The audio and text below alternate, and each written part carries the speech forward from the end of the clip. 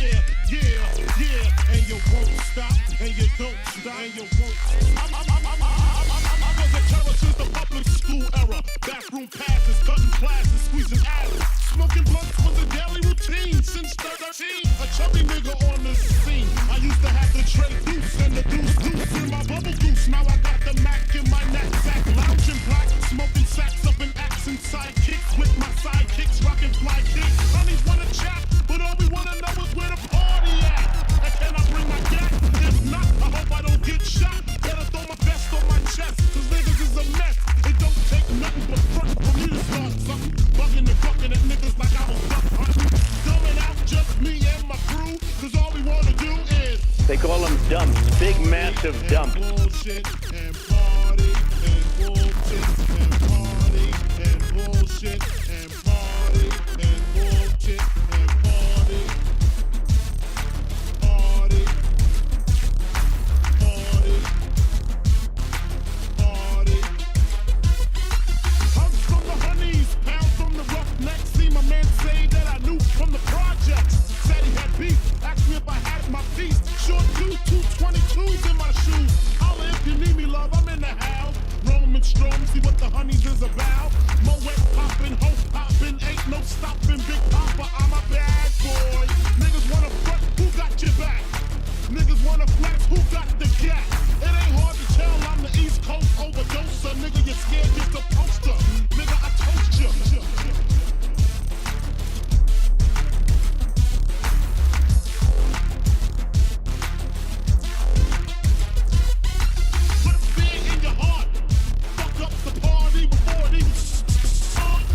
Drunk, over Henny and stuff, on some brand new and shit, beating down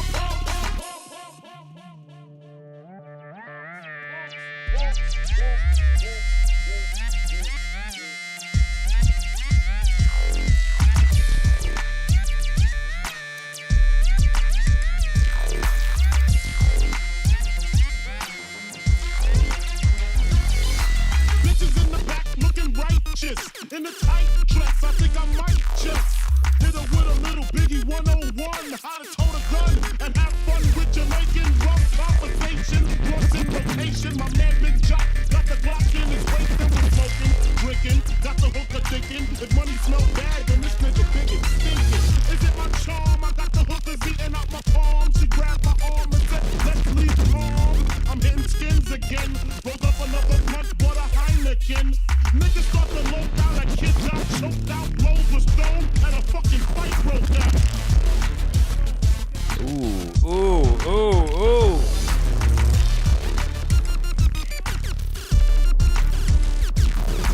Can't we just all get along so I can put stickies on her chest like little Sean? Get a pissy drunk on the dog, carry on, and it's on, and I'm gone. I'm gone, baby. I'm gone. But no, actually, I'm right here. Hello, and welcome, everybody.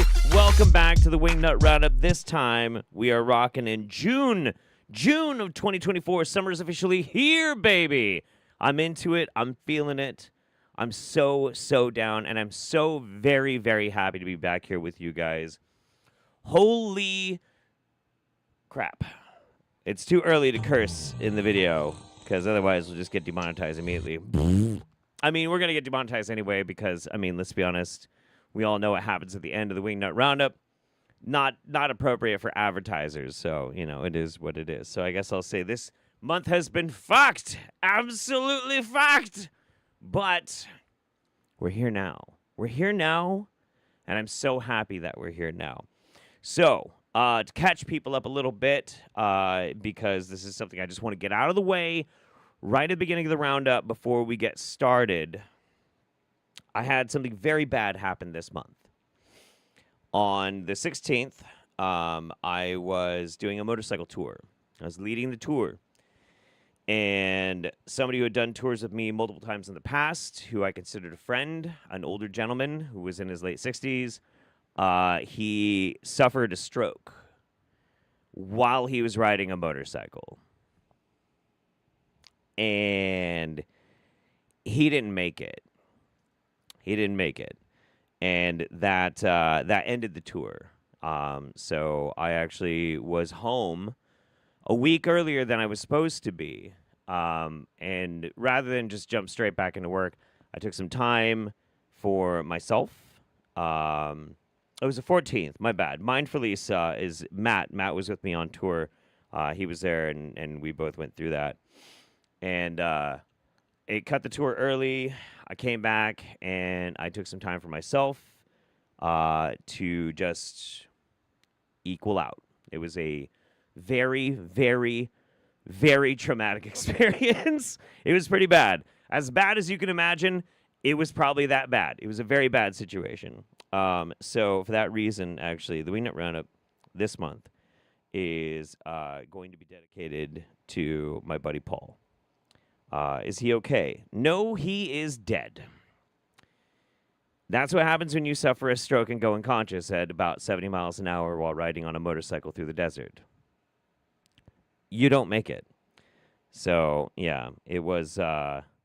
This Wingnut Roundup will be dedicated to my buddy Paul, who was a incredible guy. Really, really sweet dude. Now, here's the thing, though.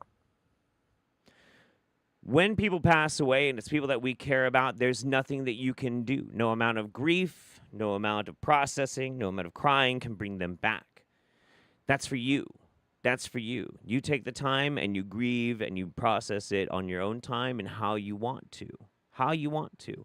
But the dead would not want us to be in pain forever, and instead the dead would want us to do the thing that they can no longer do now. To live! To live! And to have fun, and to have community, and have some laughs, if only for a short time. You, and me, and baby makes 3, or whatever. It's fine. So we're going to do the Wingnut Roundup, and we're going to have a hell of a good time. I have found us some incredible, bizarre, zany fucking videos for this month. And it's going to be even more discombobulating for me because I finally had to break down and get my first pair of actual real people glasses. So I feel like my head's in a fish tank. Blah, blah, blah, blah, blah, blah. So you'll probably see me taking breaks and rubbing my eyes quite a bit.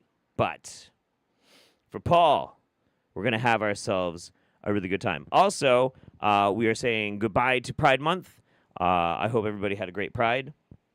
And I hope it was fantastic. We'll get this out of the way early. Trans rights. If any of those things offend you, get the fuck off my show.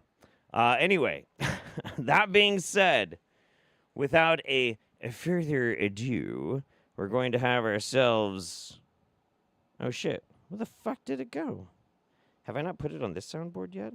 Now I feel like dumb shit. What the fuck? Okay, my friends, another shocker du jour. Shocker du jour. We will engage in some absolute zany, madcap, and dare I say, hijinks right here with the Wingnut Roundup. Let's get started. Let's learn about the 7 pyramids of Pluto. Let's do that. That sounds good to me. What are the 7 pyramids of Pluto? That's a very good question. Many people are asking this all the fucking time. Half the time when I walk down the street, people stop me and they're like, Jeff, what do you know about the 7 pyramids? I need more wine. What do you know about the 7 pyramids of Pluto? And I have to say, I don't know. I don't know. I'm not informed. I have not been educated yet, which is why I decided to pick this video so that we can all fix that big glaring hole in our expertise. So here we go. Well, once you have connected with Pluto, you can enter the 7 high-frequency pyramids that contain the energies of higher love. How does one connect with Pluto, though? The instructions unclear. Accidentally stuck a fork in a power outlet. Higher communication, detoxification, source truth, and connection, etc. She's wearing the trans pride flag colors.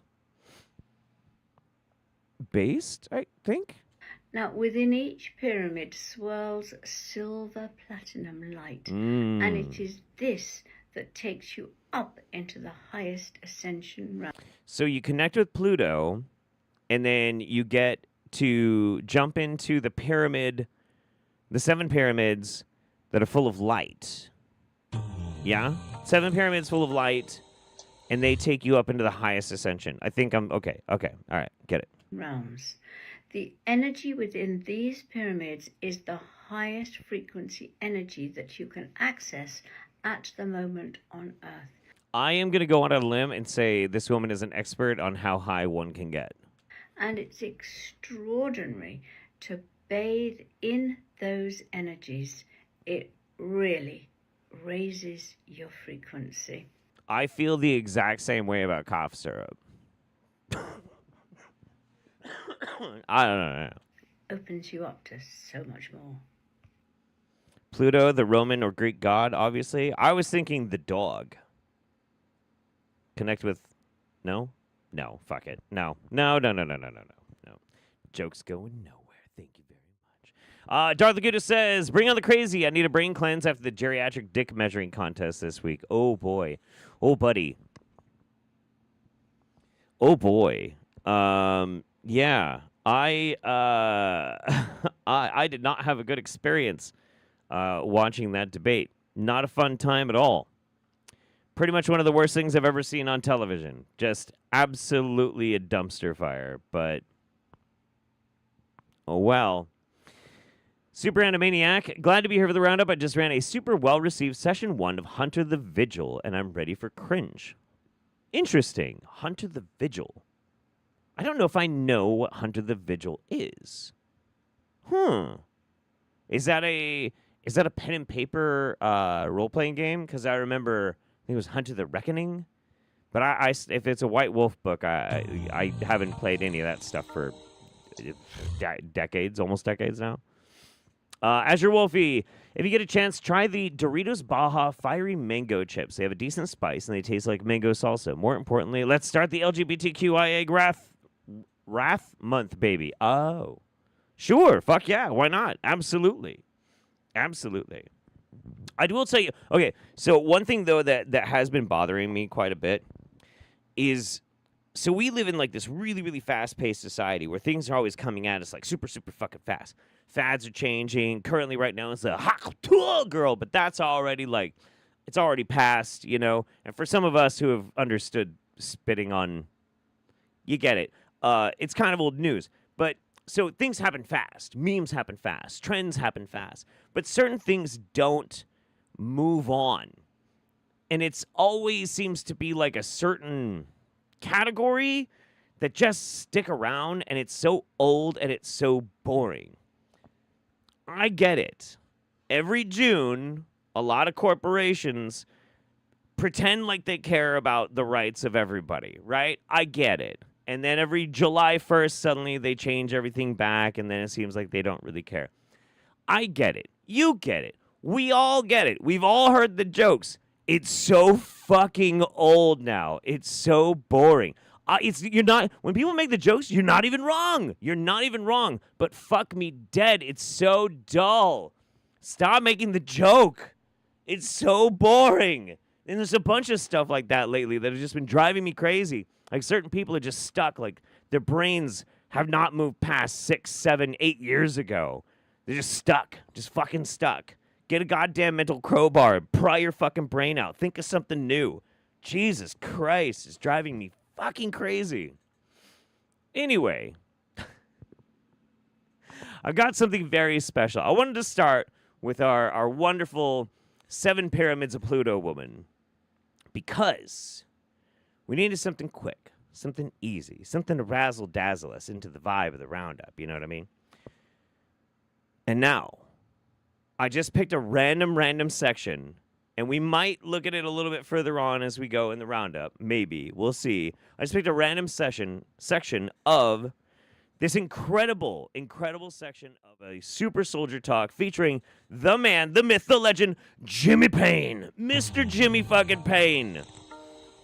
He's back, this time talking about the Montauk time traveler and the fracturing of the United States.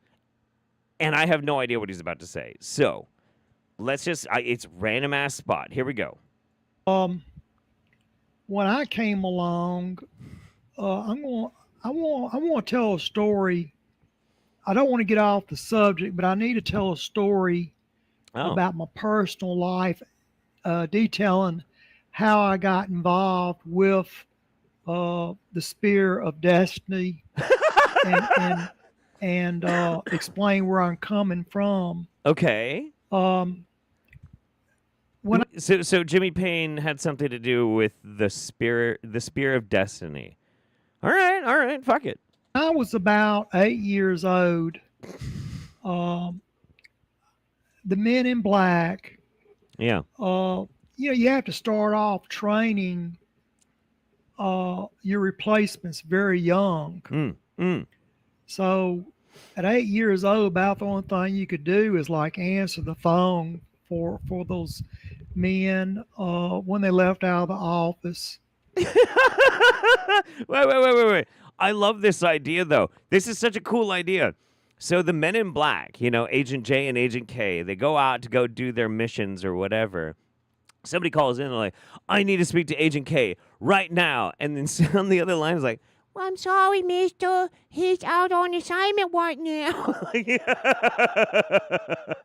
Is this Jimmy? Is this Jimmy again? God damn it, Jimmy. You forward my fucking call. I'm sorry, sir. I can't do that right now. He's gone black over the South Pacific.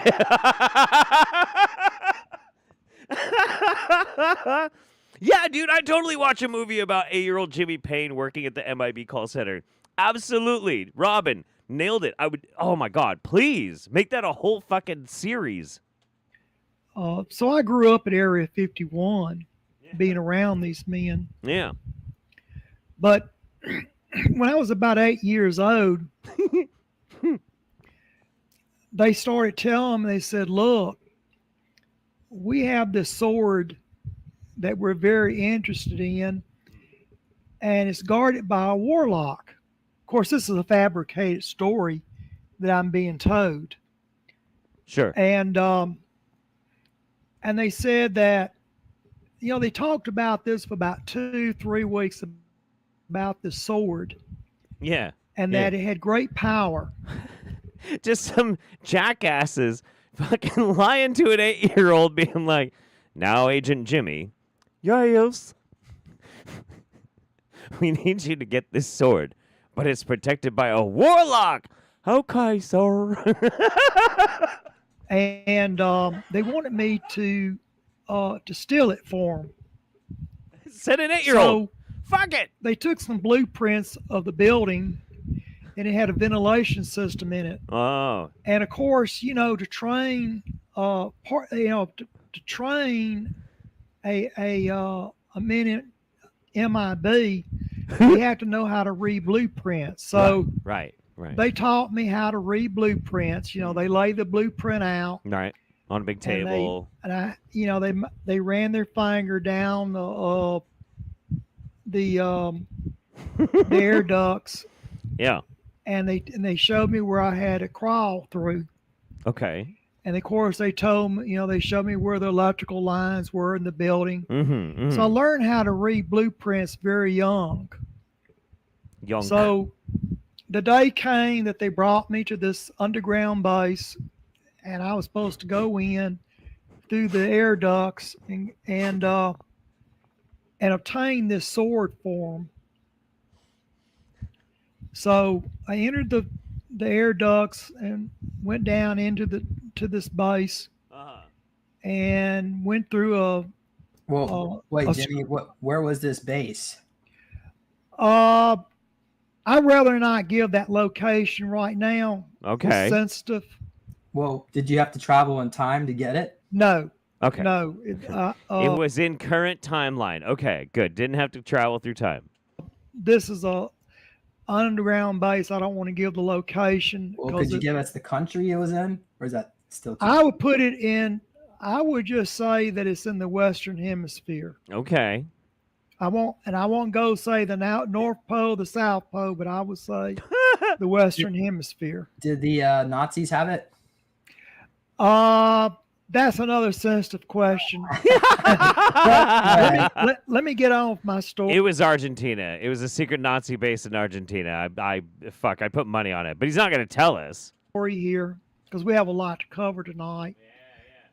So I ended up taking the air duct out, climbing through the screen, and I got into this room, and there was this table with blue velvet on the top of it, and there laid a sword on top of this blue table, and then in the corner of the room there was a spear. Yeah. It was up in the corner. Yeah.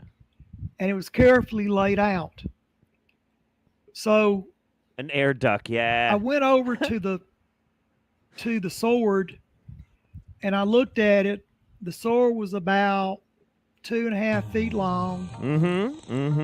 And it sounds to me like he was sneaking into Zordon's command center to swipe Saba. That is a hell of a reference. Darth Acutis, Jesus fucking Christ. That is a hell of a reference. That is really good. I applaud you, sir. Very, very good. It was in a holster. Now, what was unique about this? The sword was in a holster. Why would somebody put a sword in a holster? That doesn't make any... a sword in a holster. Sword was... It had a pouch on the side of the housing. It was like somebody had added on to the sword. So this pouch, it had a square nail in it, and there was a chain that was beaten into the top of this square nail, like a blacksmith would merge two pieces of metal together. Yeah. So I pulled the nail out. Call that forge welding. It was a square nail, probably about 5 inches long, maybe 6. And of course, it was still attached to the chain. The head of this nail was. And the nail had dried blood on it. Oh. Now, so I put it back. It was the blood of Jesus. The blacksmith. Right. So we'll listen to a little bit more of this, but this is a 2-hour-long video. And I could listen to the whole fucking thing, and I will. But I'll tell you about that later. We'll give him a little bit longer. Into the little pouch on the side of the housing that the sword went in. And then I pulled the sword out. And the sword was beat up. You could tell it had a few dings to it. That it was handmade in a blacksmith shop. Blacksmith. And it had also blood on it, dried blood. Wow. So I held it in my hand. 8-year-old Jimmy Payne. Nothing happened. So I put it back into the holster. And then I went over to the corner of the room, and I picked the spear up. And the spear also had a little bit of blood on it. Now, about that time, when I had gotten, my hands on both the spear and the sword, I was going to leave the room with it. Sure. And I went down several, I was trying to get back up into the air duct system. All right. So look, now that I'm back and now that I'm actually getting active, which by the way, I should probably have mentioned this at the beginning of the episode here. I have a video. It's done. It's actually released, but only for channel members, Patreons, and Twitch subscribers. You can go and see it right now. Otherwise, that video will be out on the 2nd. So in 2 days. 2 days! And it's a banger. It's a fun one. It's a very fun video coming out here on the main channel. We're going to watch this whole fucking thing on Twitch and probably my second channel at the same time. We're going to do a stream about that sometime next week. And you guys are not going to want to miss that. We'll do the whole Jimmy Payne. Anyway. I thought about doing just a video here on the main channel, a stream just watching this whole thing, but I don't think I'm going to do that. We'll do it on the secondary stuff because I got to start getting busy on the other things. You know what I'm saying? But anyway, yes, good old Jimmy Payne. it's still not up there with when he was either fucking Spock's cousin or when he was a secret agent for Ho Chi Minh, the Vietnamese. That I thought I was gonna fucking die. There might be some moments like that in this one, and there probably are. It does. They get into time traveling, which is always a good time with Jimmy Payne. Like he has traveled all sorts of places through time. Darth Acutis says, monkeying with the timeline might do it, but that's less connection and more dead scream to the face. Fair. Very, very fair. Super Animaniac, Hunt of the Vigil is the New World of Darkness version of Reckoning, but stars regular people rather than people empowered to fight evil. Okay, yeah, sure. You know, I miss playing pen and paper role-playing games a lot. That was a huge part of my life for a very, very long time. I really loved doing it. And it makes me pretty sad that I haven't gotten a chance to do that for forever. But, you know, now I ride motorcycles for fun. So that's a midlife crisis for you. Hoo boy. Real quick, not going to spend a lot of time on this. Every now and then people ask me, what's going on with Love Has Won? Ever since Mother God died and went up to get her giant chicken parmesan in the sky, and all the people left behind, well, they just make these types of videos. Hi, everybody. This is Luna Mom. When Mother and Father of all creation have a well, the water is benefiting all of creation, all of the children. Whoa. So to recap, the MIB sent an 8-year-old to secret base in the Western Hemisphere. Yes. Somewhere between the North and South Pole. South He Pole. had to crawl through some air ducts, but he eventually found a magic soda. Did I miss anything? Yeah. I'll read that to get because the spelling on that was so good. And Ryshax, thank you so much. So to recap, the MIB sent an 8-year-old to a secret base in the Western Hemisphere, somewhere between the North and South Pole. He had to crawl through some air ducts, but he eventually found a magic sword. Yeah, that's right. That's absolutely right. Yep. Yeah. Yep. If not, the town is going to be as dry as your grandma's pussy.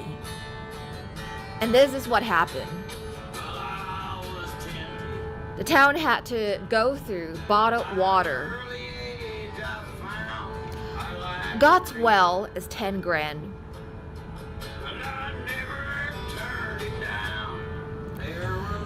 So Mother and Father of all creation reset. Welcome back, hun. Sadly can't stay for very long because work is super stressy at the moment and I need to sleep soon. Have a fab roundup and all hail Jezebel. All hail Jezebel. Love you. Less than 3. Less than 3 right back at you. Now, this is not confirmed necessarily, but there is actually a very real possibility that I might be coming to Europe for one of the conventions. So that it might be happening. Maybe. We'll see. I'm hoping so. But thank you very much, Katzen. It's really good to see you. It's good to be back. Good to be back, everybody. So this is what they do now. The whole Love Has Won, Joy Reigns 2 channel. Like, if we go to their channel, they have old videos of Mom, and then they have a bunch of these random-ass videos of people from Singapore, because a lot of them went to Singapore, giving testimonials. And all of them that aren't that are weird videos where Luna Mom or Luna Moth or whatever the fuck her name is filming outside. And every time that happens, you can hear in the background Father God. Oh, shit. Father God. Hi, everybody. This is United States of just A. howling in the background, playing music. You guys music. have overtaken Singapore as the #1 hotspot supporting Mother and Father of all creations videos on YouTube. Woohoo! Strawberry ice cream. Strawberry ice cream. There you go. Always food with these people. I'm not really sure why. So my assumption is that Father God has mentally snapped and he spends all day, every day, just making up songs and playing his guitar and like losing his fucking mind. Pretty sure. There's an AI summary on the chat description? Really? Fuck. That's crazy. That's ridiculous. there's a world's most poisonous garden in London. Really? That's interesting. Okay. That's pretty spooky. That's very spooky. Well, anyway, speaking of spooky, let's get into some exorcism content. I love it. You love it. It's always fucking Jezebel. Let's fucking go. Hello, Bob. You may have a dangerous demon that you never expected would attack you. Among those who show interest in deliverance, they tend to focus on evil spirits most commonly thought of. This includes demons like Lucifer, Leviathan, Jezebel, and Beelzebub, but often the spirits that hold people in bondage are related to emotional states of the mind. Hot. And because they are unsuspected, they are dangerous. Take, for example, the spirit of offense. Here's how Jesus addressed this matter in Luke 17, 1 through 3. The spirit of offense? I feel like Bob's just making stupid shit up at this point. What the fuck is the spirit of offense? What? It is impossible that no offenses should come, but woe to him through whom they do come. It would be better for him if a millstone were hung around his neck and he were thrown into the sea, than that he should offend one of these little ones. Take heed to yourselves. If your brother sins against you, rebuke him, and if he repents, forgive him. Offenses, whether minor injustices or outrageous insults, have a debilitating effect. They cause bitterness, anger, hate, division, and strife. No. What? No. What does that even fucking mean? Okay, like, being offended is debilitating. To whomst? Whomst, motherfucker? Like, I don't, no. We all react to emotions differently. There's a lot of things that inform how we're going to react. A lot of that comes down to how we have conditioned ourselves, how the world has conditioned us as well. But like making a broad statement like that doesn't make any fucking sense. What are you talking about? It's debilitating when you are offended. I guess, maybe, I guess. Like, I don't want to be like an asshole about it, but you got to be pretty sheltered or have some very fragile convictions to be debilitated. You can be really taken aback. I have been struck by the offensiveness of some shit before. Don't get me wrong, but debilitated? That's a big word.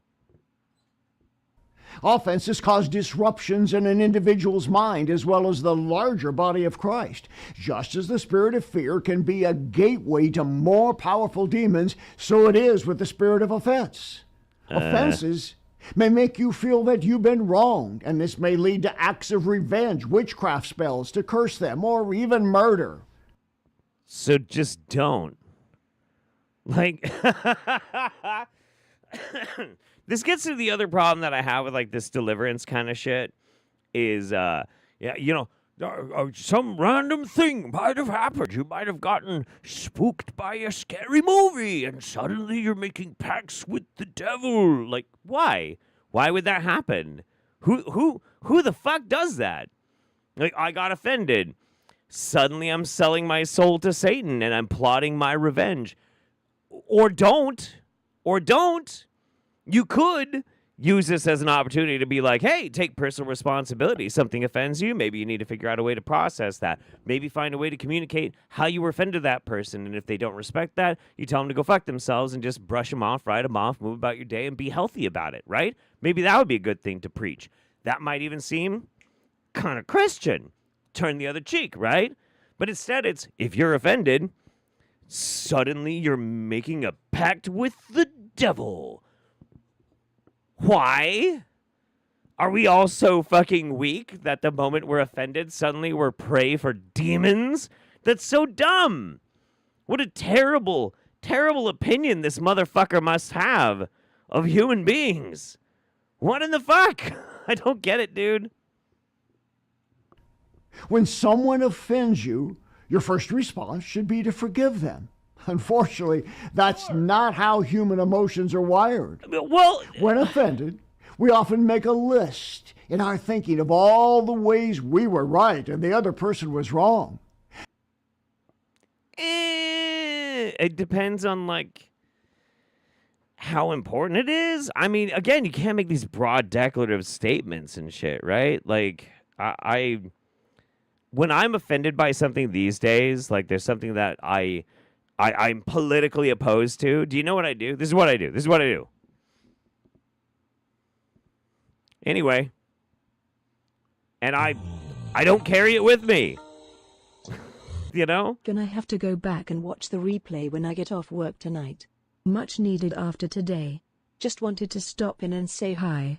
Much love from mine to yours. Aw, Puppet on Strings. Appreciate you. Thank you so much. Very, very kind. Very kind. Oh, my God. The next step is to find ways to strike back. Initially, these ways aren't violent or necessarily evil.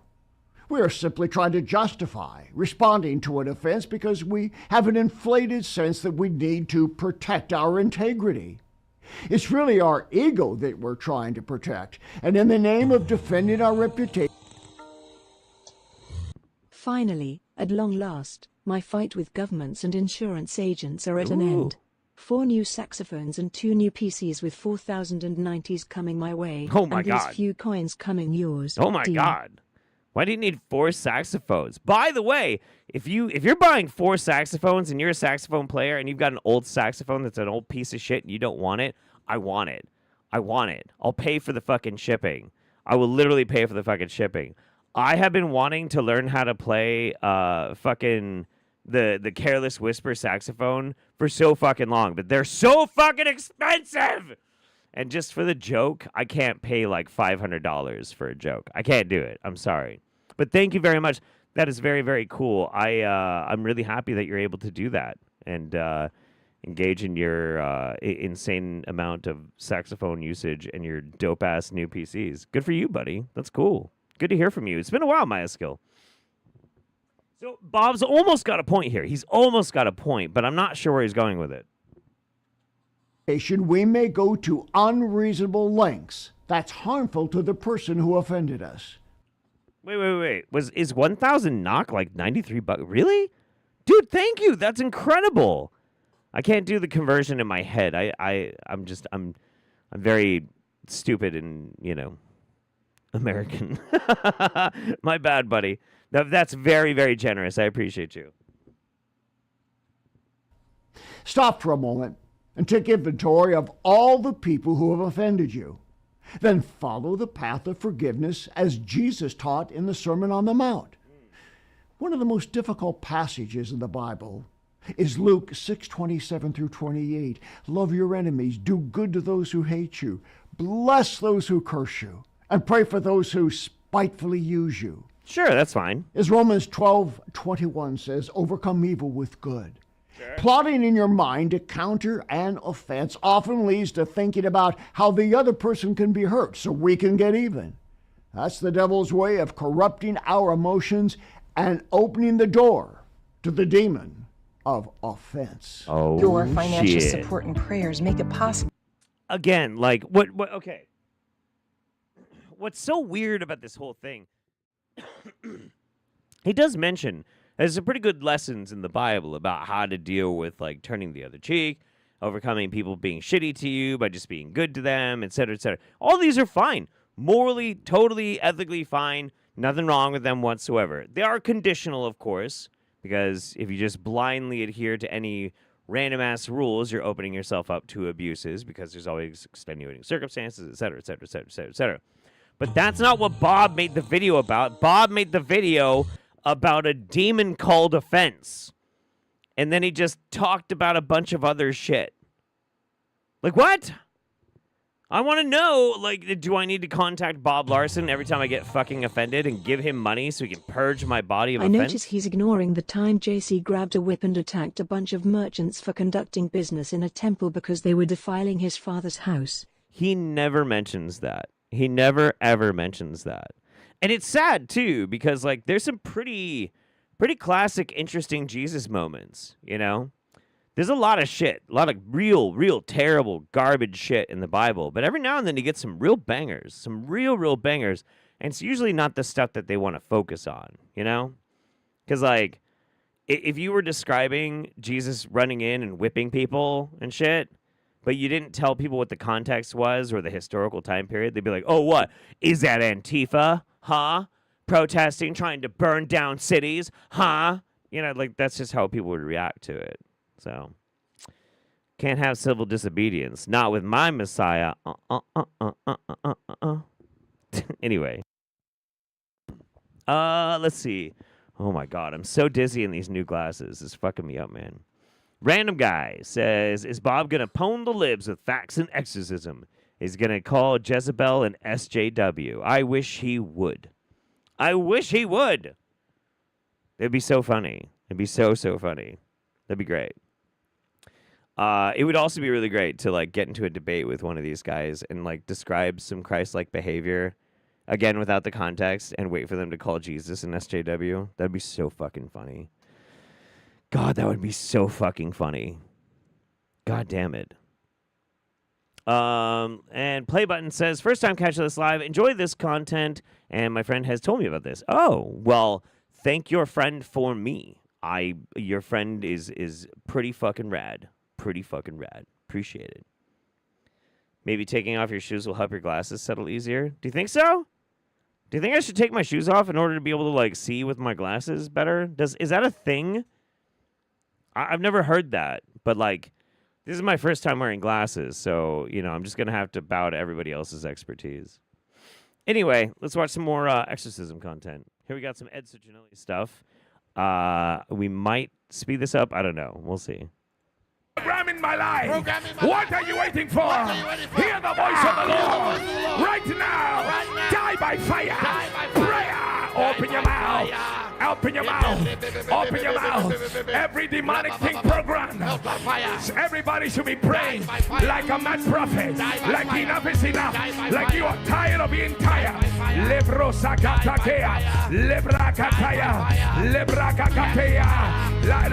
All we need right now is, like, Steven Seagal's voice to kick in with some of his reggae lyrics, like, just over top of this. Oh, man, oh, man. Wait, here we go.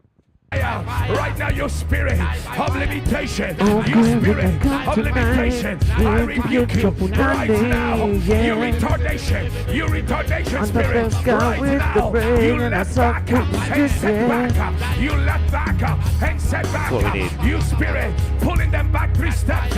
Every time they get one forward, right now, come out of their feet, come out of their ankle, come out of their knees, come out of their legs, come out of their hips, come out. Let them go. Let them go. Let their hands go. Let their wrists go. Let their arms go. Right now. Let them be broken. Let them be broken. That chain of retardation. That chain of... The chain of what? What did you just say? Hang on. I was vibing with this shit. I was, like, really grooving. And then you said, what now? Let them go. Let them go. Let their hands go. Let their wrists go. Let their arms go. Right now. Let them be broken. Let them be broken. That chain of retardation. That chain of retardation. What the fuck are you talking about? Oh my God. Dude, what the fuck? Okay.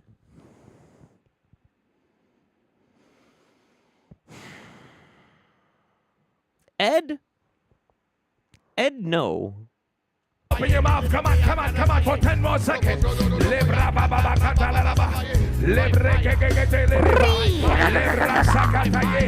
Labra sakataya babosa, la kotokobo, prakota kia basaka tonde rebasi, la brosa bokotieke, la brakatea satunda. I am Cornholio.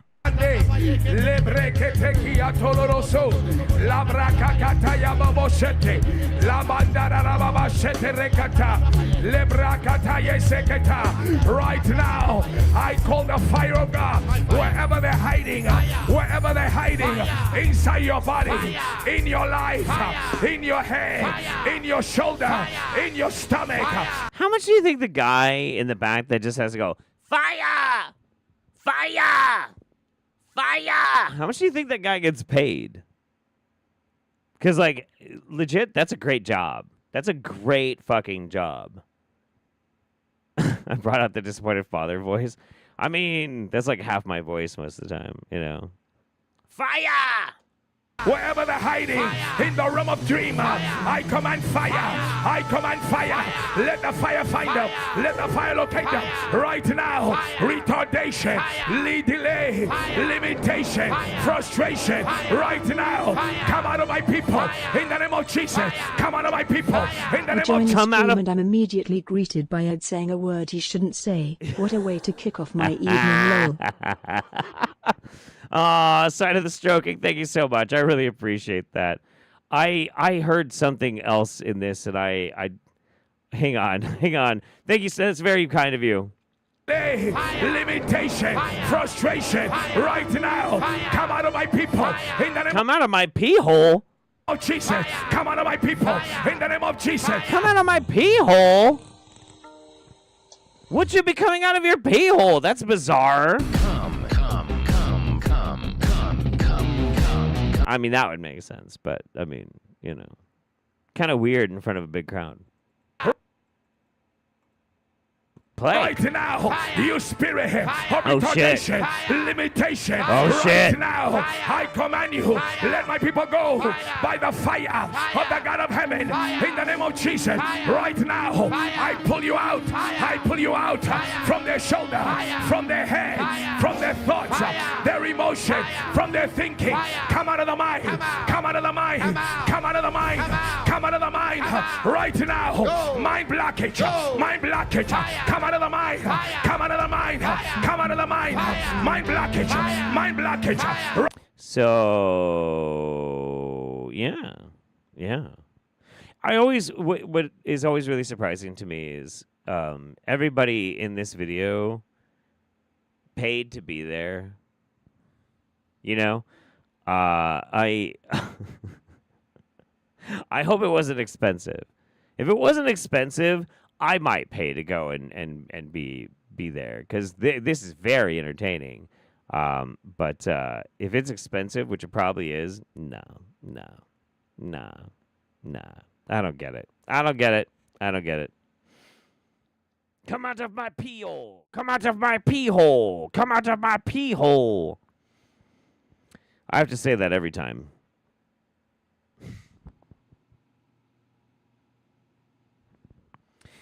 Anyway, Darth Lacutis and Sign of the Stroke. Thank you very much again. Appreciate you guys. Charlie, Ray cosplayer. Hi, Jeff. Could you please wish my beautiful girlfriend, Sydney, a happy 23rd birthday? Lots of love to you, Mems, and Penny. Well, Sydney, from Charlie and from myself, happy 23rd birthday. I hope it is a fucking amazing, and you have a very good time. You have the absolute permission to be as much of a needy brat and get either cake, ice cream, or pie, or brownie, whichever one you want. Pick one, make the demand, and then it has to manifest. You can make this demand of anybody. Everybody gets that on their birthday. I tend to choose whatever's the most convenient, at the time, but I secretly am always wishing for brownies. Always. I'm always desperately hoping somebody has brownies, but I'll settle for pie. Or then ice cream. I guess cake at last. I'm not a big cake guy. I like big cake on people, but not in my mouth. No, that's not true. And to eat. As a food to consume. That's what I'm trying to say. And I succeeded. And it wasn't awkward at all. But you know what is fucking awkward? And is going to piss you off in the same vein as Bob Larson and Ed Citronelli. we have the unholy abomination of Catherine Crick. And this made me really fucking mad when I found this. This is a video called 13 Set Free from Homosexuality.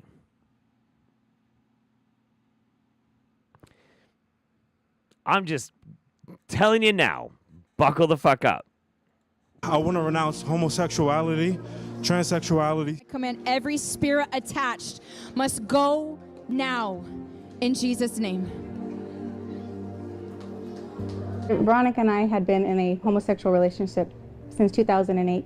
And we were also in a homosexual marriage since 2019. 2017, we had gotten married, and it was in August of 2022 we were both delivered from homosexuality. May 21st of 2023, Apostle did a baptism, and that's when we got our first deliverance of homosexuality. And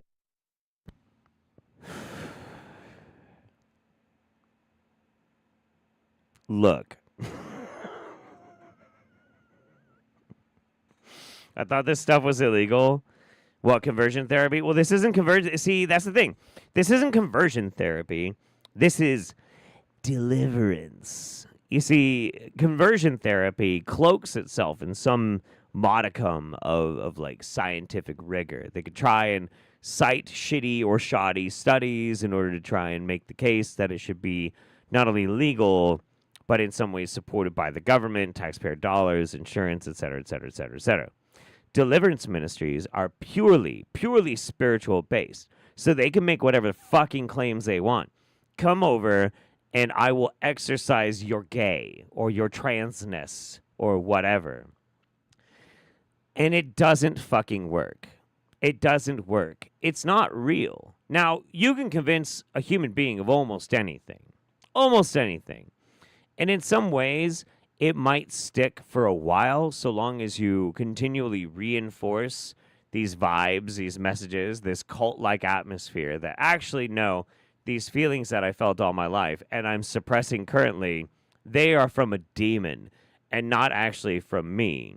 And you can disassociate that for the rest of your life, but you're always going to be a wounded animal, always working up against effectively what is true and deep inside your heart. And that's evil. That's fucking evil that somebody would do that to you. It's just as evil as somebody telling you that you're wrong for loving or feeling the way that you do. That's evil too. That's fucked up. Now, I don't really believe in these hard and fast rules, straight versus gay, bisexual, blah, blah, blah, blah, blah, blah, blah. I feel like people just naturally find whatever it is that is going to work best for them. If we as a society have to put labels onto it, fine, fuck, whatever, who gives a fuck? I have it very easy. If I think it's hot and has a hole, I'll fuck it. That's always been my policy. But, and legal. So, yeah, that's always important. This is the fucking internet after all. But yeah, again, all of this relies upon people having to feel like there is a hard and fast, strict binary of how people are supposed to behave. And if you behave against that one basic borderline, it must be a demon. It must be a spiritual problem. And then along comes some fucking scam artist to try and manipulate you and then take all your money. It's really fucked up. It's really, really fucked up. Sicko confirmed. Fuck you! Is the divorce finalized, as you mentioned? In March of 2024, which was last month. Amen. A month ago. Amen. Yeah. And our divorce is getting finalized. Hallelujah. After my deliverance, it was my first time not experiencing homosexual feelings and thoughts towards girls or random people or even my ex.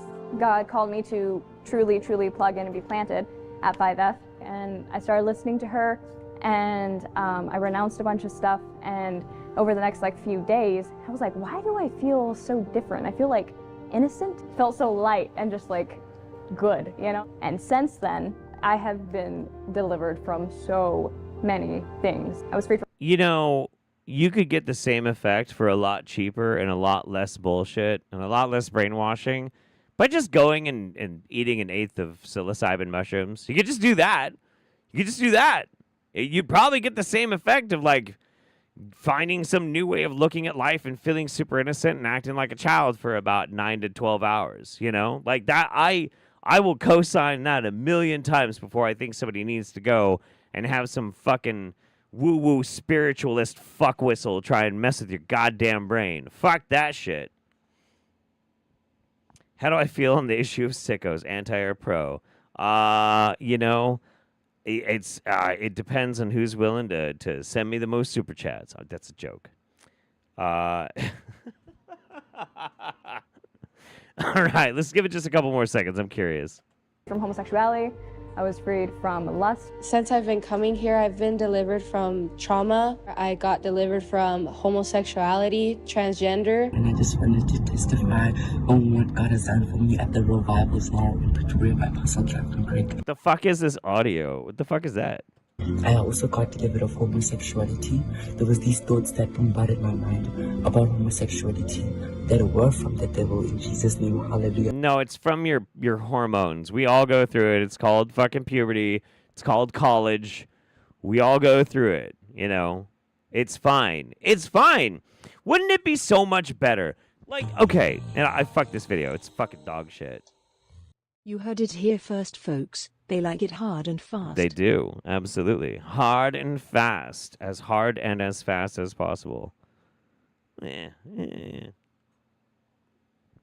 it be a better world if instead of all this kind of dog shit, we just, like, kind of normalize it? Like,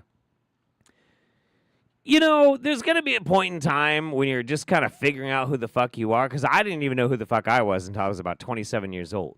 Like, I just drifted. And even then, at 27, it took me a few years before I really got locked solid. Wouldn't it be a better world if we're just kind of, like, chill with the idea that you just get mulligans, right? You know? Like, it's not a big deal. Like, you get wasted with your bros. Maybe some shit happens. Whatever.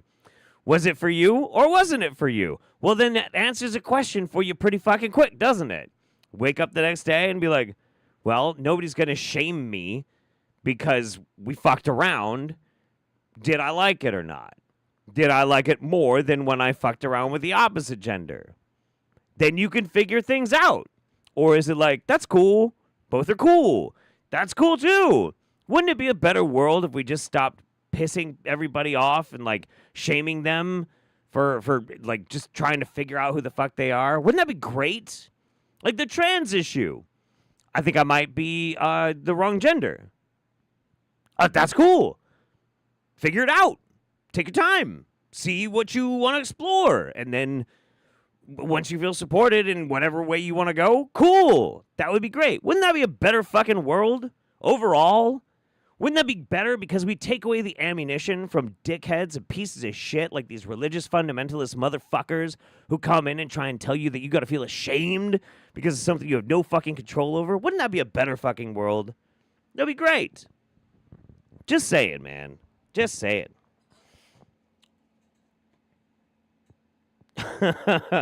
I mean, yeah, it's one of those things too. Like, I was curious when I was younger, and like, I wonder how I feel and what I like and where I'm going. And then the older I got, the more I was like, I don't care. It doesn't matter to me. Whatever life throws at me, if I am cool, I'm cool. If I'm not, I'm not. Communicate and just move on. Like, life gets easier the older you get. We shouldn't pray for demons. I mean, pray for hot demons, right? What if I like a little demon just as a pet? I mean, fair. You know, that's fair. That's doable. Oh, shit. Okay. I'm just kind of looking around through some of this to see what I want to do. I have so much good content for the fucking Roundup. I'm so stoked. I'm just vibing right now, guys. I'm vibing. Jeff was very curious in that shower with Joe. Most people who watch this stream probably don't know who Joe is. But Joe is a friend and a part of another podcast that I routinely am on, The Drunken Peasants. And Joe Joe tried to play gay chicken with me. And then Joe realized that I was not playing. I don't play gay chicken. there's no joke there at all. And then the game ended. But, yeah. Joe's a hot guy. Whatever. Jeff seeing an HD and tripping balls. Sure. I'm seeing an HD right now for the first time in forever. I got to tell you, like, when I take these glasses off, I am astonished that I waited so long in actually getting corrective glasses. Oh, my God, dude. My eyes are so fucked. They're so fucked. What's gay chicken? Somebody in the chat's going to have to explain to you what gay chicken is. It'll take too long for me to try and do it. But I'll just put it this way. I'm the fucking world champion, all right? I'm the fucking world champion. Anyway, moving on. All right. This is a video by Wild Bill for America called Boomer Bill versus the Nazis. And I'm sure it's going to be just fine.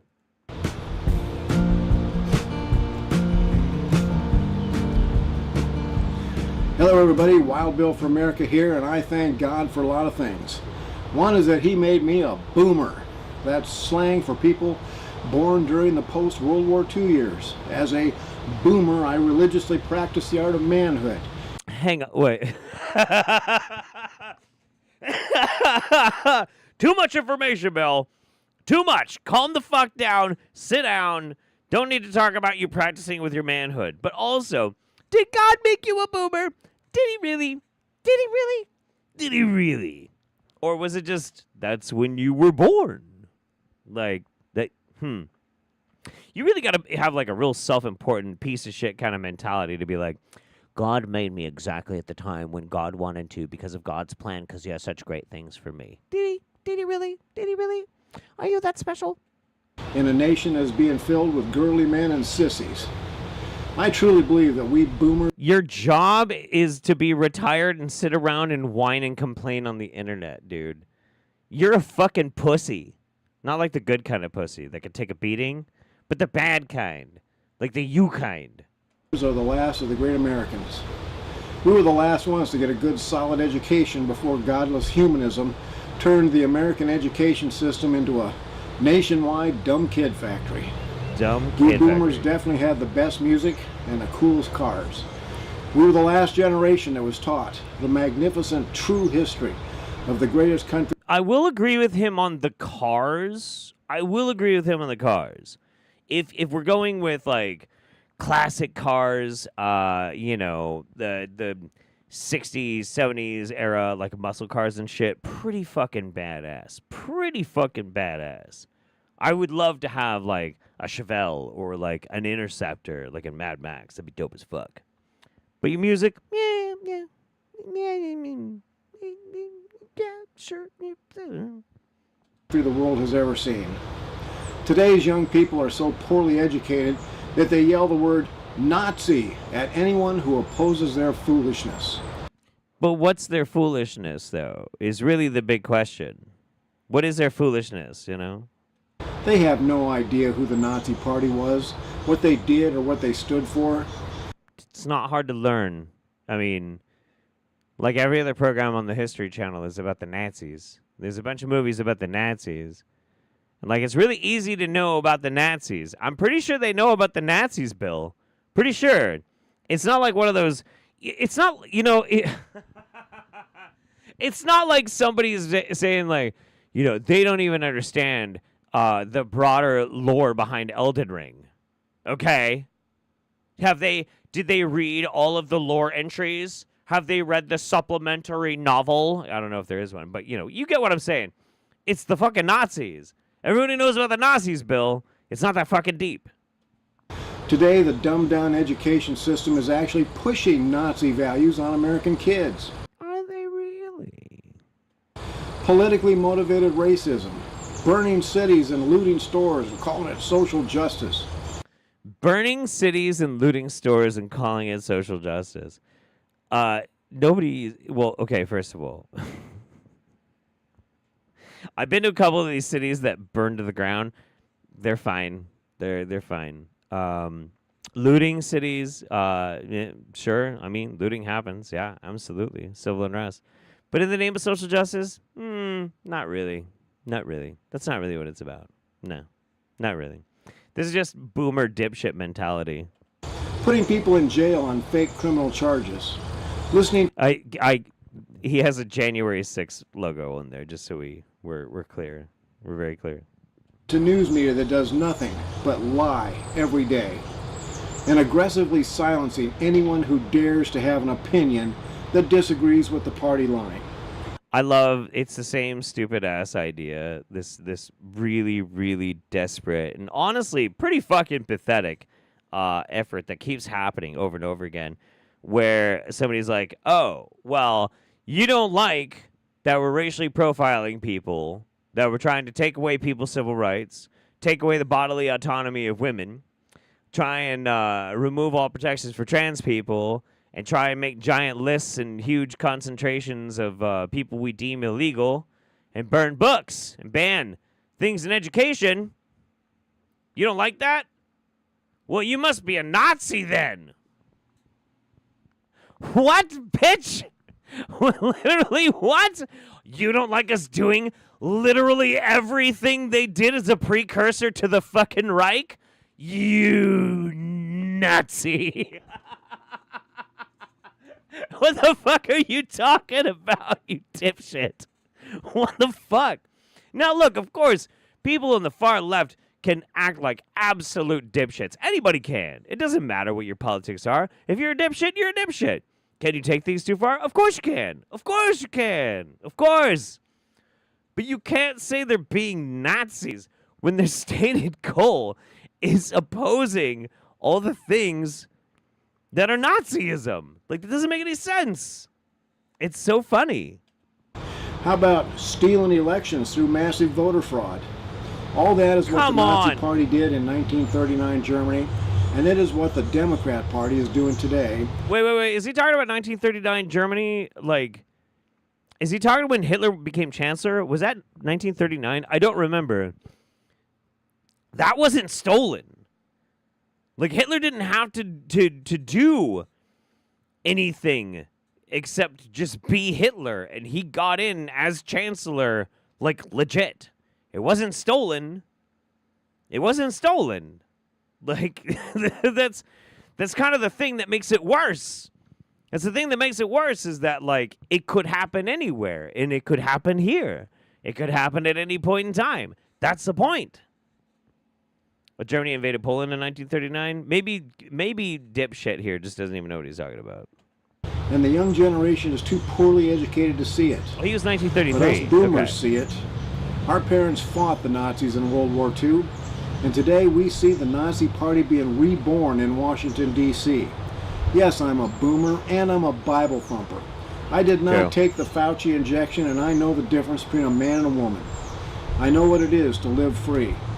And I'm watching an entire new generation ignorantly marching themselves into political and spiritual slavery. But I do what I can to sound the alarm and to call the USA back to the God and country principles that made America great in the first place. And those principles... Slavery? Start right here with the gospel message of eternal life. Oh, shut the fuck up. God damn. Shut up, boomer. Okay, boomer. Whatever you say, boomer. I'm not doing the dance. I do miss Nico Lol, though. Gosh, she was a cutie. Whew. All right. The Fauci injection, you mean the Trump injection? Exactly. Well, I mean, that's one way to shut some of these motherfuckers down when they're like, Fauci injection. I'd be like, was it though? Who was the president when we had Operation Warp Speed? Who was that?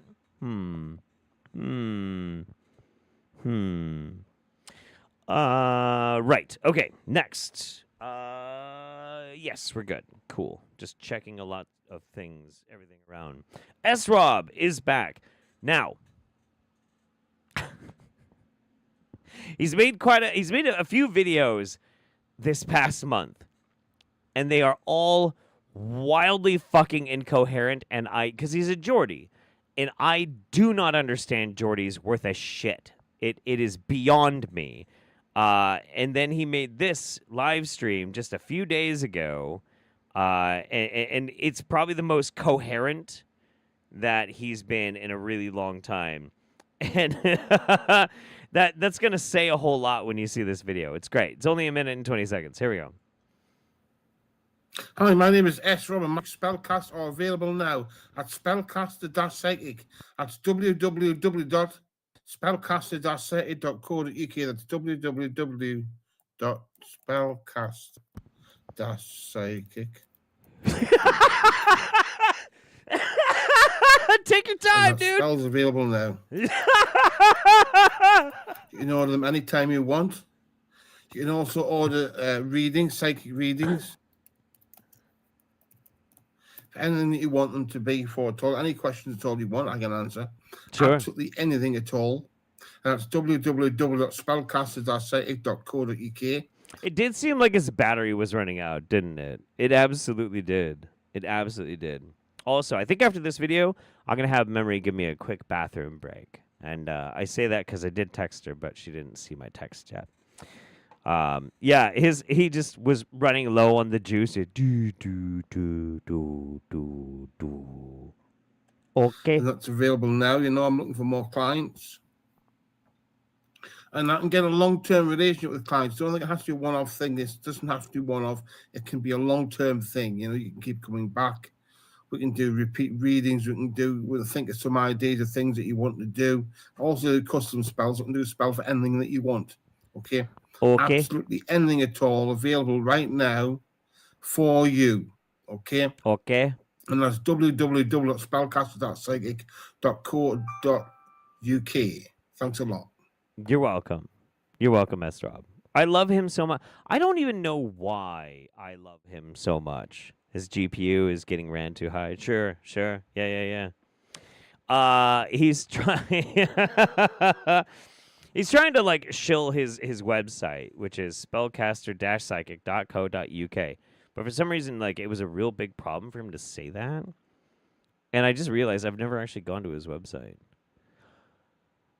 Oh boy. I'm glad I didn't have this up on the page. Okay. All right. Well, we're not going to show this on the roundup. But it is spellcaster-psychic.co.uk if you want to look with me. But right at the top on featured products, penis growth magical spellcast, have a longer, thicker penis. Dude makes Ozzy sound coherent. He does, doesn't he? You know, I just want to fucking do some shine a bit of what you do. You can understand that a lot better than okay. Spellcast Lucky Be Lucky Magic Spellcast. Sex Magic Spellcast. What was this other one?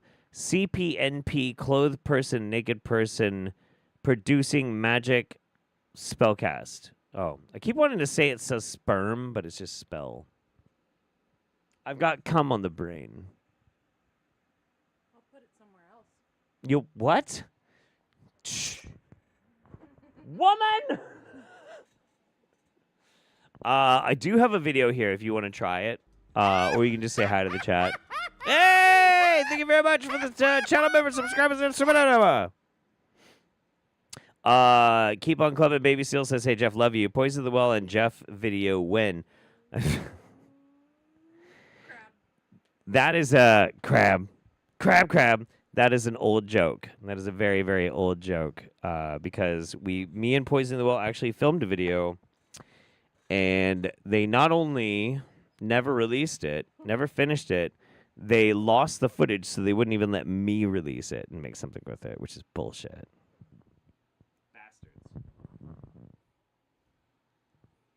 Why did you hand this to me?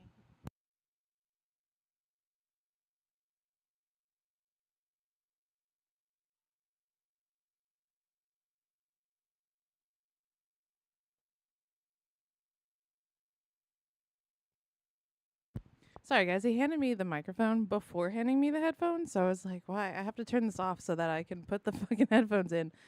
Yes! My crab people in the chat! Oh my god, and then this headphone Hang on.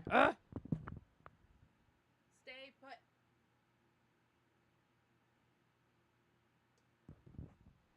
There's my crab people. For those that are new here and don't know what the crab's about, was it a year ago? Was it 2 years ago? I think it was 2 years ago. Jeff did a Wingnut Roundup, and we were talking about crab people. The crab people that live underground, right? The crab people. And I said if somebody had donated $100, I would get a crab tattooed on my ass. And not only did it happen, it happened twice. Twice. So Jeff has Zoidberg on his butt, and I have crab cake. That's because of you! Also, I am a Capricorn sun with a Pisces moon and a Cancer rising. So it's kind of my Cancer tattoo, because I've also got like a goat on my chest for my Capricorn. So I've got my Capricorn and my Cancer, and I just need a Pisces tattoo. And then I'm like justified outside of a bunch of people that put crab emojis in the chat. Give me $100. All right, I suppose we should probably like actually watch the video he sent us, right? That's what you're here for? Let's fucking do it. Yes, I am getting my steps in.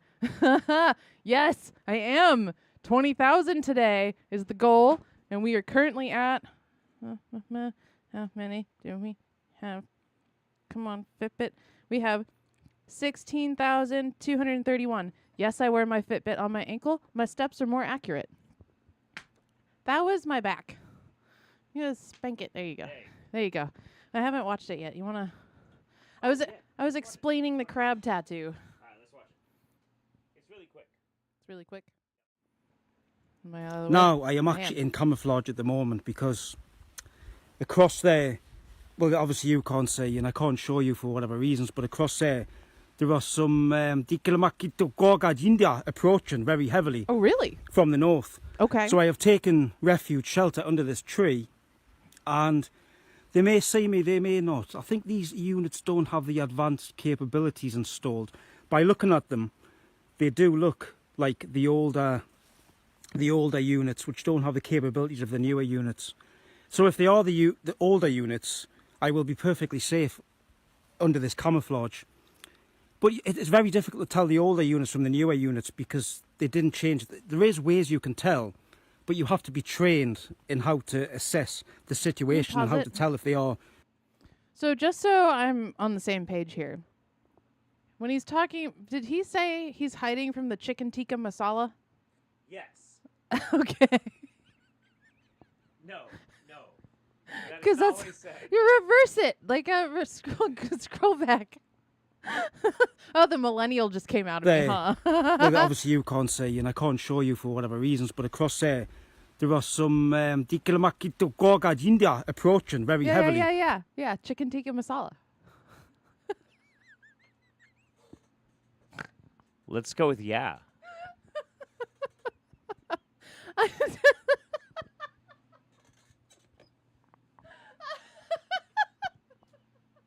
So the fun thing about this guy, he's afraid of rain puddles. I mean, obviously they're terrifying. I don't know if this dude's a Poe or not, but like he makes these devices out of like vacuum cleaner hoses and squirt guns and stuff to like battle the chicken tikka masala. Yeah. Somebody submitted this. Great reason to plug. If you want to, you can always join my Discord. Yes. And suggestions for Jeff is where you can suggest things to go onto the Roundup. Good stuff.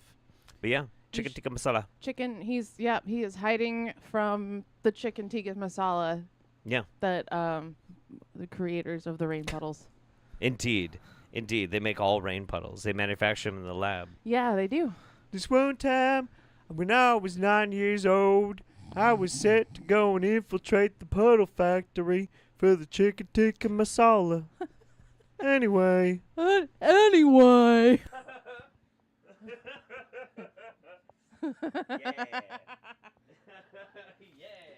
So I showed the chat my crab. I think they need to see Zoidberg. They have not seen my crab. It's been a year or two. If you're not showing feet. I'm willing to show feet, but you got to pay. All right. Yeah. You guys look great again.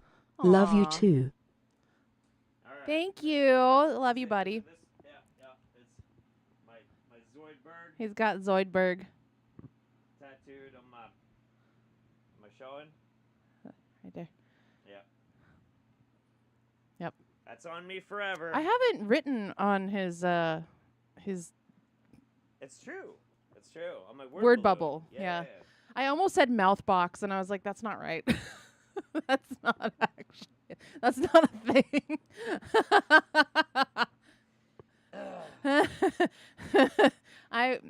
Yep. You're in possession of my mouth box.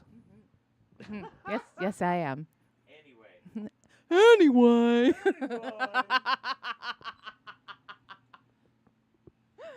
Too good.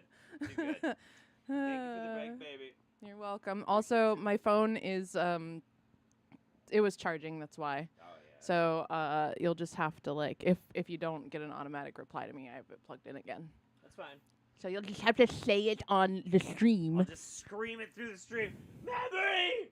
I gotta pee! No, you know what? Because I'm watching it in the living room and getting my steps in. It'll be like this. It'll be Memory! I gotta pee! Real bad. Kind of worked.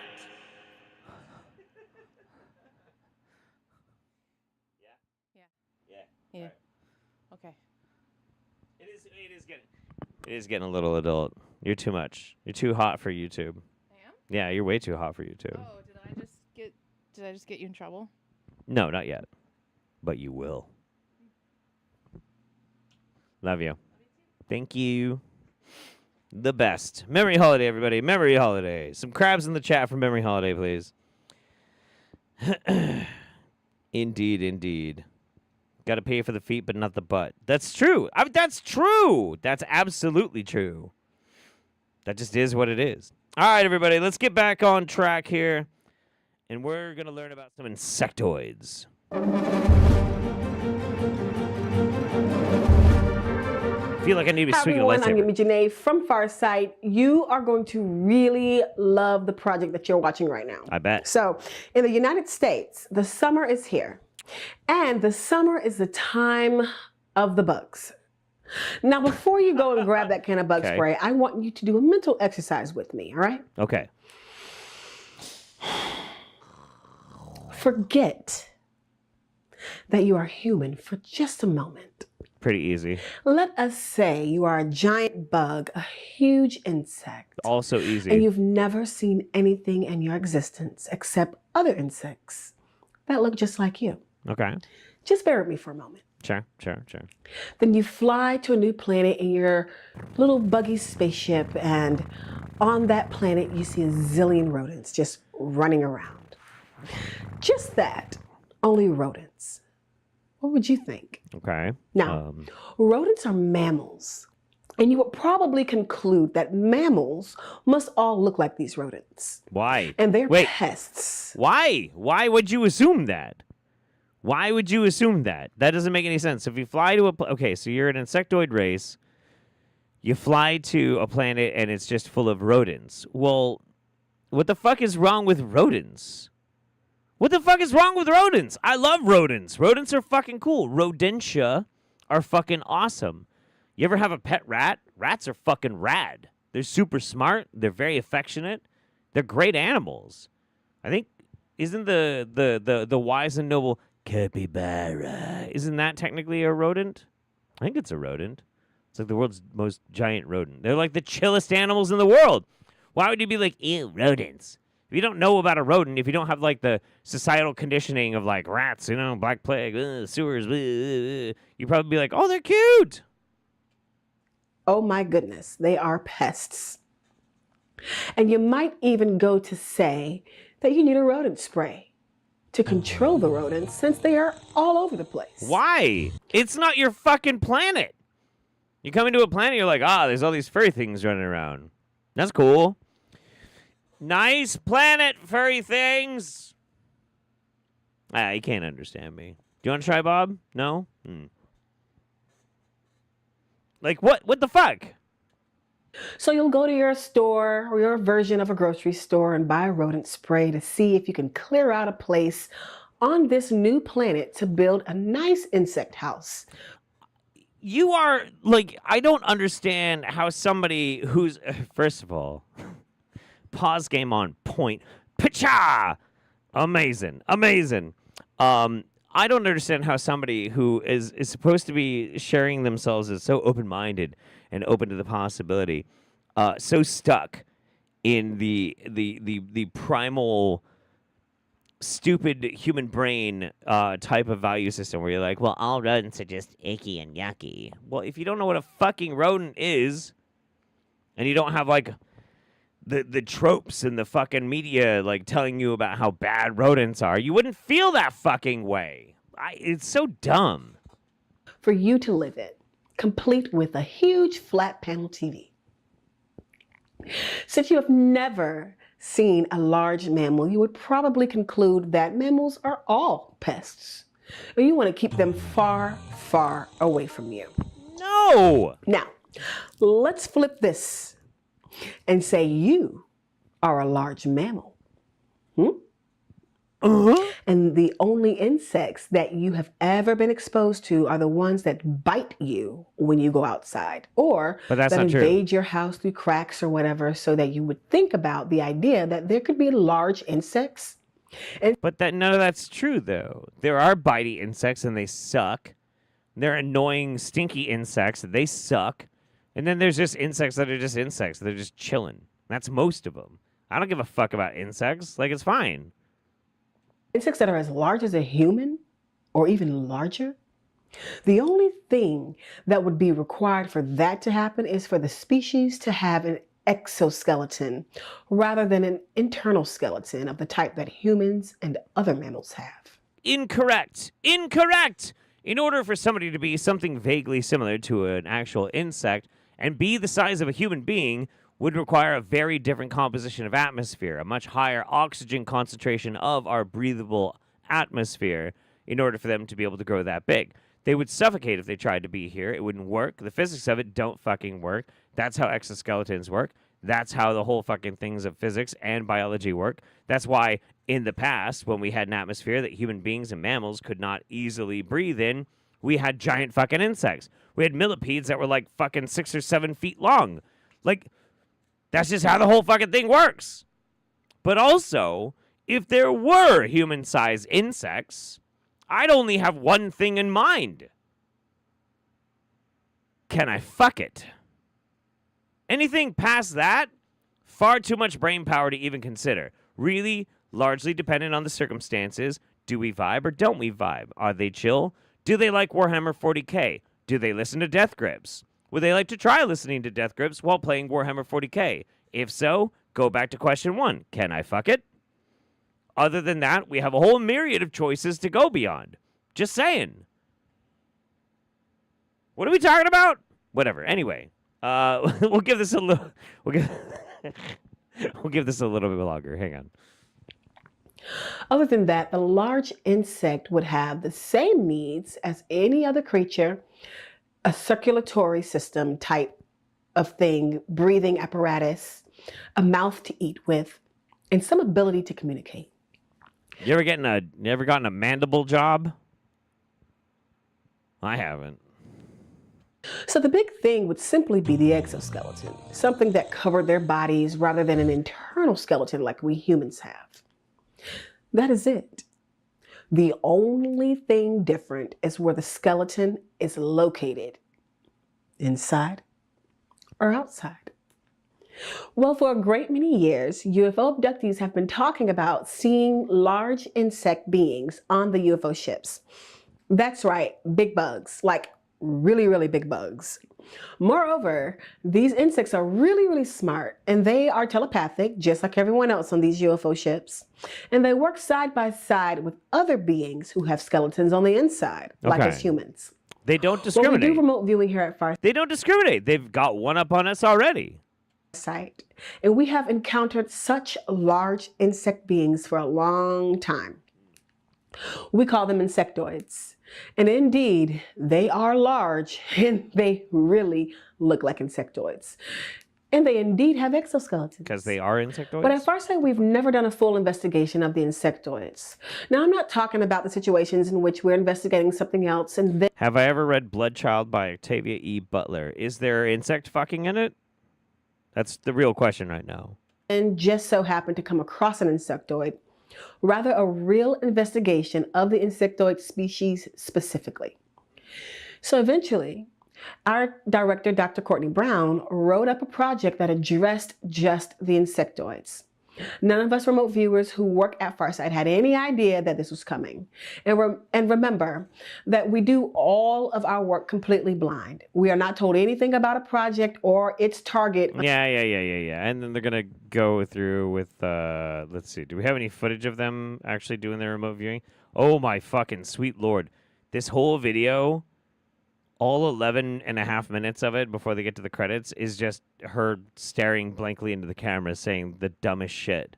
No, thank you. No, thank you. Look, you know what? Honestly, at this point, I'm gonna do something that I rarely do, but I'm gonna address a Wingnut directly. Courtney Brown from Farsight, love your stuff. Stop doing this. Not good. That was a bad video, and you guys should feel bad about it. I'm always this close to subbing to Farsight Prime, but when I see shit like that, I don't do it. Why? That was boring and dull. Actually, pretty funny.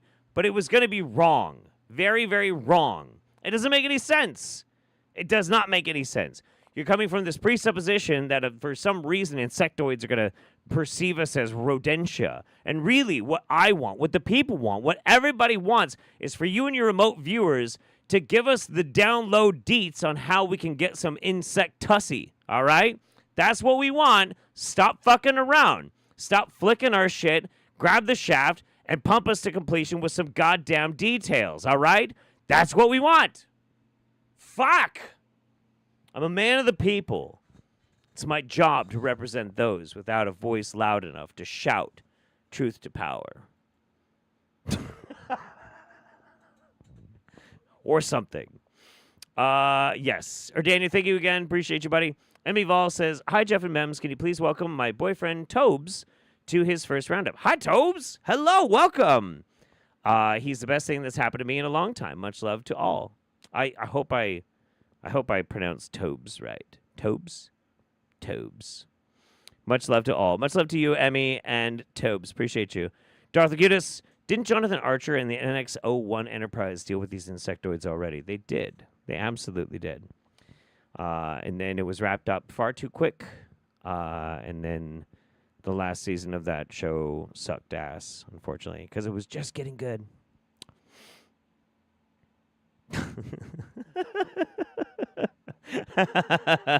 I love when I start ranting about fucking giant insects.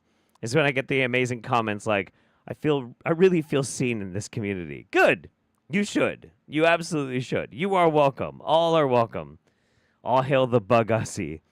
I'm the Awesome Wolf 1133. Glad I caught the roundup live this week. I managed to pass out at work and chip a tooth. Jesus Christ, dude, I'm sorry. There's no better reward for my survival than the wingnuts on the internet. Here's to surviving another month. Indeed. Indeed. I'm right there with you. The struggle is real, but the struggle is together. We're together in our struggle, for sure. So you guys been watching that show, The Acolyte? I don't know if people are really watching it or not. If you listen to the internet, everybody's like, meh, or they're like, yeah. But I think most people who are watching it are just kind of like, which is kind of where I'm at. That's all right. It's okay. I watch all of it. I am the worst Star Wars fan because I fucking hate almost everything Star Wars. but I'm a huge nerd for it. I read all the books, played all the fucking games, obsessed with it. But I still think there's only ever been 2.5 good movies. All the rest are shit. They're shit. They're terrible. And, like, it's not bad. It's okay. It's all right. There's that one episode that was a little like, it's a little weird. It's a little strange. But, like, you know, I wasn't really the target audience for it, so that's cool. I don't really care. It's totally fine. But the reason I mention this is that it's all about the Force. It's all about the Force, baby. And listen, for some people, the Force is real. Is real, not Israel. Jesus Christ. All right. This is how our enemies operate. This is how they flow, brothers and sisters. They literally did everything that they possibly knew to do so that we cannot be in this line of energy. All right. They needed us to not be in this line of energy because this line of energy is what takes us into that next phase of the absolute when we're tapping into that 0 point energy. Right. And that's a part of the Force. When you're able to move your hands and you can move a whole body, make someone fly across the room. You force push him, yeah.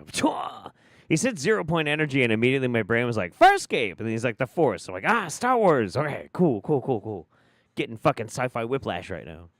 Or, you know, you could make something move just by using your hands, and that's the way of the Force. Sure. Okay? So this is why it's important for us as the original beings to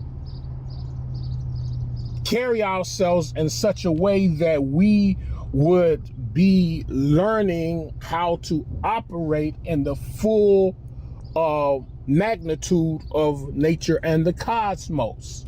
Our children would know how to protect themselves because they would know how to fight against a well-known enemy who's steadily fighting against us on a daily basis. So, younglings.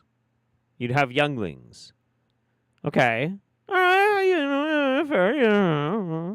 Understand that. They're fighting against us on a daily basis. You think that stuff they spray in the sky? You think it's just for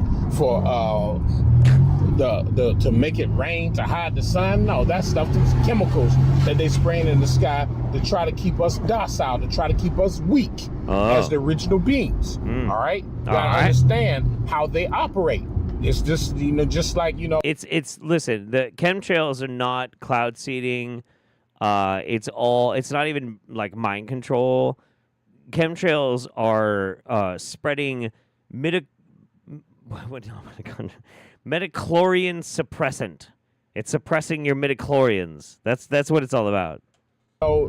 Sister Rabel said, she's like, this is not Bill Gates. We're not looking at Bill Gates who's spraying the stuff in the sky. We're looking at who controlled Bill Gates, which is the Moors. Yeah. All right, we're looking at who controlled Bill Gates, who controls Bill Clinton, who controls all of this. The dark side. Right? Because the Moors need us to not awaken. Okay? So the chemicals that they spray in the sky, the stuff that comes from those buildings, we're breathing this stuff in, which means that we have to, this why constantly saying we've got to go into this place where we are literally finding ways to expand knowledge, building and creating devices and machines of war. Why don't you just move to the country where they're not, spreading the midichlorian suppressant, I did almost say fucking mitochondria so many fucking times, and I was trying to talk about that. They're suppressing our mitochondria. They're shutting down the powerhouse of the shell. Who controls Bill Murray? Money. This is where we are. So we have to become in tune to the ways of the Force. Where to find that place far away. Sometimes I just take this cell phone here and put it to the side and take me a couple hours and go into my state of meditation. Therefore, I'm communicating, I'm tapping into the force, I'm tapping into the powers all around me. Therefore, when you look into the force, you're looking into what you call invincibility. You're looking into immortality. All right. It's very similar to things that he's talked about before in the past. I did see somebody asking because I mentioned it, so I should probably have to mention this as well and further clarify. I did say there's only 2.5 good Star Wars movies, and that is The Empire Strikes Back, Rogue One, and half of Return of the Jedi. The rest of the movies are all shit. They're all fucking shit. They're all crap. They suck. I'll watch them. I'll totally watch them. But, yeah, they suck. They're terrible. People be like, but what about A New Hope? A New Hope is one of the biggest fucking ripoffs in history of cinema. It's a ripoff of an old Akira Kurosawa film called The Hidden Fortress. It is a direct fucking ripoff. He took Flash Gordon, because George Lucas is a talentless fucking hack, took a bunch of Flash Gordon aspects, threw it into The Hidden Fortress. It was like, sure, it's really just all about circular storytelling and blah, blah, blah. And huffed a bunch of bullshit. Who controls Marlon Brando on the set of Superman in 1978? Money. Although, arguably, the best thing that ever happened to Star Wars is Andor. Andor is quite possibly the best thing that has ever been made for Star Wars. Hands down. Like, holy fucking shit. That is an incredible series. Incredible. Just saying. The true pain of being a Star Wars fan is watching Star Wars. Agreed. Or the truest pain of being an old Star Wars fan is having read so many of the fucking books and fallen in love with them. Not Timothy's. Is it Timothy Zahn who did that?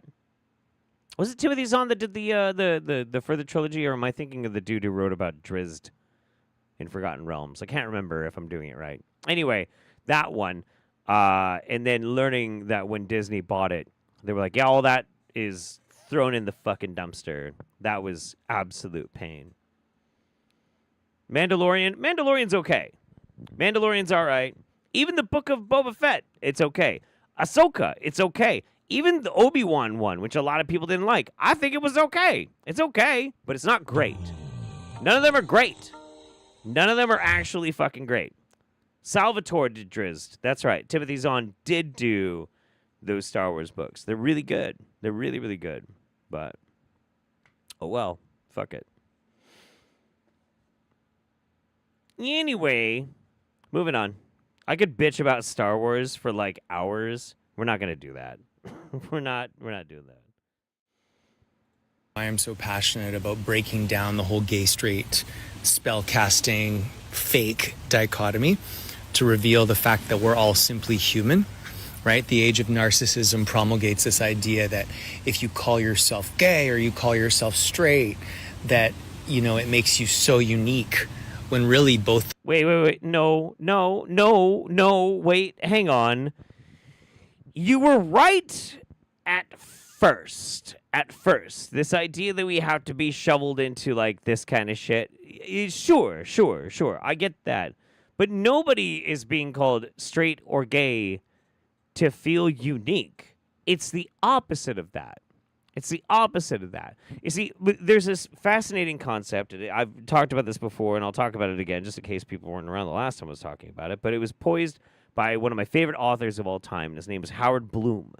Howard Bloom is a fucking genius.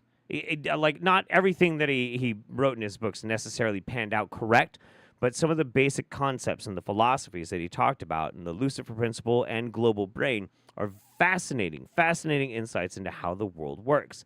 And when he talked about society, he had two basic fundamental forces that he saw operating society: diversity generators and conformity enforcers. Diversity generators are just as much a part of the machine as conformity enforcers, but their job is to innovate, to make things different, to make things interesting, to challenge the norms, to try and find new ways to do this and new ways to do that. And a conformity enforcer, which is the vast majority, are people that want things to be the status quo, but they secretly want to be challenged and to find a new status quo, and that's the direction that they go. Being called straight or gay is conformity enforcement. It's what we understand now as the broad spectrum of how we define those ways of being. That's conformity enforcement. That's not trying to feel unique. I don't know what kind of a fucking water-headed dipshit you have to be to think that people say those things to think that they're fucking unique. Like, I don't get it. I don't fucking get it. This dude has shit for brains. Both those labels are exactly the same. They're just tools that the interdimensional extraterrestrials use to divide and control us. Now you sound like a fucking moron. Now you sound like even more of an absolute dipshit. Okay.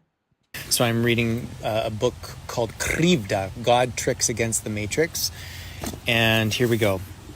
Elohim notes that the extraterrestrials who travel interdimensionally have the ability to be spirits as well as physical as they wish. They possess a tremendous... You're just reading from a book? Like from a random fuck-off book that you found, and this is like your evidence? Like I think he's reading a fiction book, and he's like, actually, guys, you see, the whole reason why we think we're gay or we're straight is because of the aliens! What the fuck? Degree of intelligence, specifically a cold, morality-free computing intellect and a very advanced self-learning capability, something eerily resembling an advanced artificial intelligence. This intelligence operating in the quantum field uses human language as a tool by seeding its spellcraft into it. The coding of language beneath the surface of ordinary human language is known only to the initiated few among the priesthood who are somehow connected with the interdimensionals. You're just reading fucking nerdy fantasy sci-fi books and being like, see? Do you see? Stop calling me gay just because I want to gargle some dick. Like, buddy, nobody cares if you want to gargle some dick. Then again, the whole reason why this guy is so wildly popular is because he so desperately is trying to convince people that he's not gay or bi and makes it everybody's fucking problem, and that he drinks his pee. We need to stop spellcasting.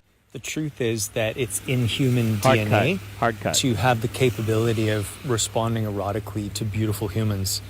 And that means beautiful men and beautiful women. Sure. And beautiful anybody in between.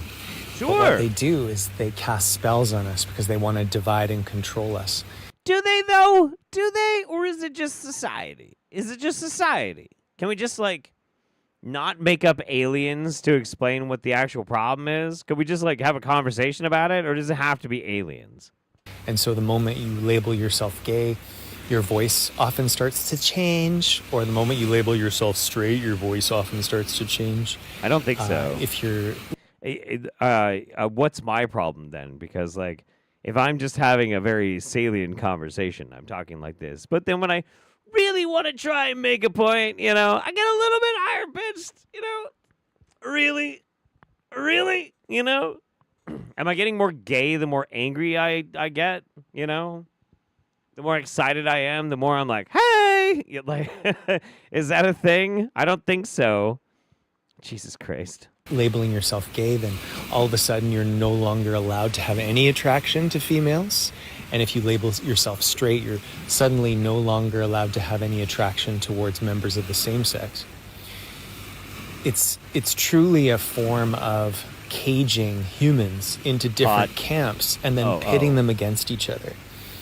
So I say, let's de-armor, let's break the spell by dropping gay, dropping straight, and even dropping bisexual, pansexual, queer, all these things, and just stepping into more glandular potency together. Glandular potency. More connection to ourselves, our Glandular ancestors, potency. and our shared humanity, okay? Beyond what the interdimensional extraterrestrials are trying to do. Okay. I'm gonna fix this video. Okay? I'm gonna fix this video. Because like the root and soul of what he's talking about, not a bad thing to talk about, not a bad thing to say, but the way he says about it, it's all dumb. It's all stupid and it's wrong. They're not the way to fucking talk about it at all. The truth of the matter is that we don't need a scary boogeyman of aliens coming down to put us up against each other to have this conversation. Instead, we can have this conversation of society and inside, right? Like, gay, straight, whatever, doesn't matter. It doesn't matter because inside you are just you. You're just you. Maybe you're confused about that. Maybe. I don't know. I'm not you. But if you are, or even if you're not, that in and of itself is your own personal self. It doesn't matter what society puts a label on or how other people's like condemnations, expectations, and all that kind of shit happens. Doesn't matter. Doesn't fucking matter. It's just you. And that's for you. Nobody should be able to take that away from you. Unfortunately, we live in a society. We live in a society, and society needs labels for people to communicate and find ways to communicate about those types of things. And are they not necessarily good sometimes? Sure. But is there a reason for it? Yes. We have to have words to be able to express certain things. You know, it's easier if you are very gay to be like, sorry, no, not interested. I'm gay. Takes a whole lot of guesswork out of that conversation, doesn't it? Deflates that balloon immediately. Nope, not into it, not going to happen. Sorry, oh wait, we don't have a word for that. So you see, my soul is not really quite in tuned and in line with your spiritual soul. Shut the fuck up, just say it. Just fucking say it. That's why we have language, that's why we use those words. What would be better than making up scary aliens or talking our fucking ear off about a bunch of stupid shit that doesn't fucking matter is destigmatizing those roles in society and saying it's cool, whatever you are. I think that would be better. There, I fixed your fucking video, Will, you fucking moron. Fucking asshole. Bro needs a boyfriend, girlfriend, they friend. I mean, he's got quite a few friends that he, like, masturbates with. Like, a lot. Like, a whole lot. Which good for him. That's cool. I don't. I don't want him either. It's fine. I don't want to get a bunch of emails. I don't. I'm fine. Everybody, I promise I'm fine. Don't offer. We're good. We're cool. It's fine. Anyway, does he still have me blocked? I bet he does still have me blocked. Yeah, I think so. I tried. The whole reason I found out Will Blenderfield had blocked me was I went on this fucking rant, like what I just kind of did. It was months and months and months ago on one of the roundups, and I was like, "That's a really good clip." You know, I wonder what he would say to that. And I went to go send it to him, and he had blocked me. So I don't know if he watches the roundup or something, or if somebody else sent like my shit to him. I don't know, maybe. Anyway, in this current political firestorm era that we're unfortunately having to live through, we're all trying to find answers and information. We don't know what the future is going to be like. A lot of times we don't even know the truth about our candidates. If they're lying, they're telling the truth. If they're cogent and coherent on the level, we don't know. So it's in those times we have to go and we have to reach out to experts. And we're going to do that right now. And we're going to find out the truth about Brandon. Again, I took a look at the soul of Joe Biden, and I see that the soul inside his body is not his original one. Oh. Right? And apparently the original one, the original soul, all right, was replaced quite a long time ago. I'm just kind of restarting for everyone. Super suspicious, right? Super suspicious. Okay, I'm just not even going to get into it. So, once again, this is apparently the 6th or 7th Joe Biden rendition. Can I be petty? I'm going to be petty. Elizabeth April has a worse hairline than I do. Holy shit. Girl, what's going on? What the fuck is going on? This is the 6th or 7th Joe Biden clone body. There are another 3 in storage, and then there's one more that they're making right now. Now, here's where it gets really interesting. Apparently they, and when I say they, I mean the group of individuals who are responsible and involved. Like, you could call them, you could call them the Illuminati members, Yeah. you could call them reptilians, you Yeah. could call them Joe Biden handlers, whatever you want to call them, shadow government, powers that were. Joe Brandon. And side note here, Joe if Brandon. this video is taken down on YouTube for whatever reason, just watch it on my website for free. Okay, so apparently, this is really fascinating. Is it? They are waiting as long as possible to bring in the next clone, the next Joe clone. It's almost like they want to stretch out the lifespan of each clone for a longer period of time. And when I asked the question, why would they do that? Thank you. Especially if this freaking clone that he's in right now is like breaking down. They want to do that because apparently each clone is really expensive and they only have 3 more. And Hang on.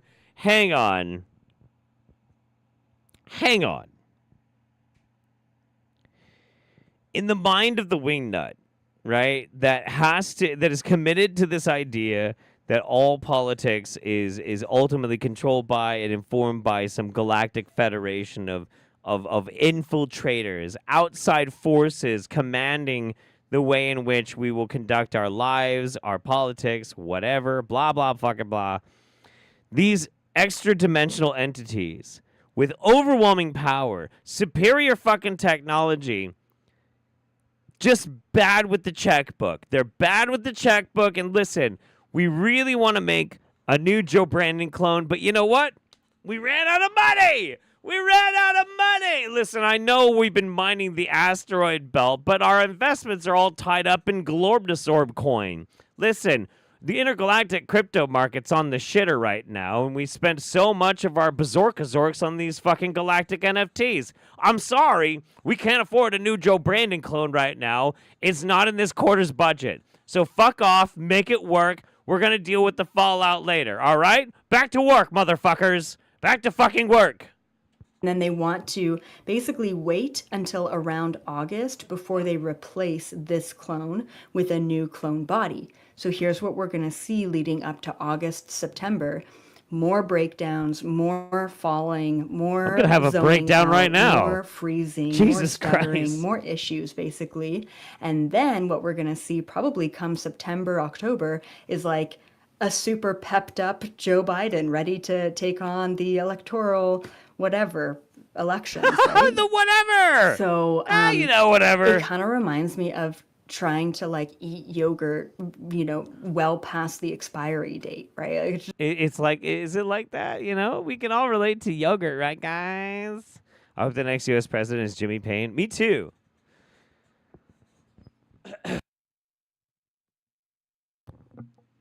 My fellow Americans, I'm very happy to be here, your commander-in-chief.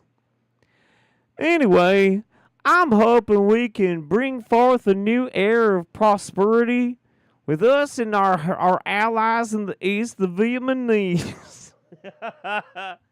Anyway, I'd like to call up my vice president, Katy Perry. Yes, fuck yeah, dude. Jimmy Payne for president. I'm going to write him in this year. just like it's just not a good thing.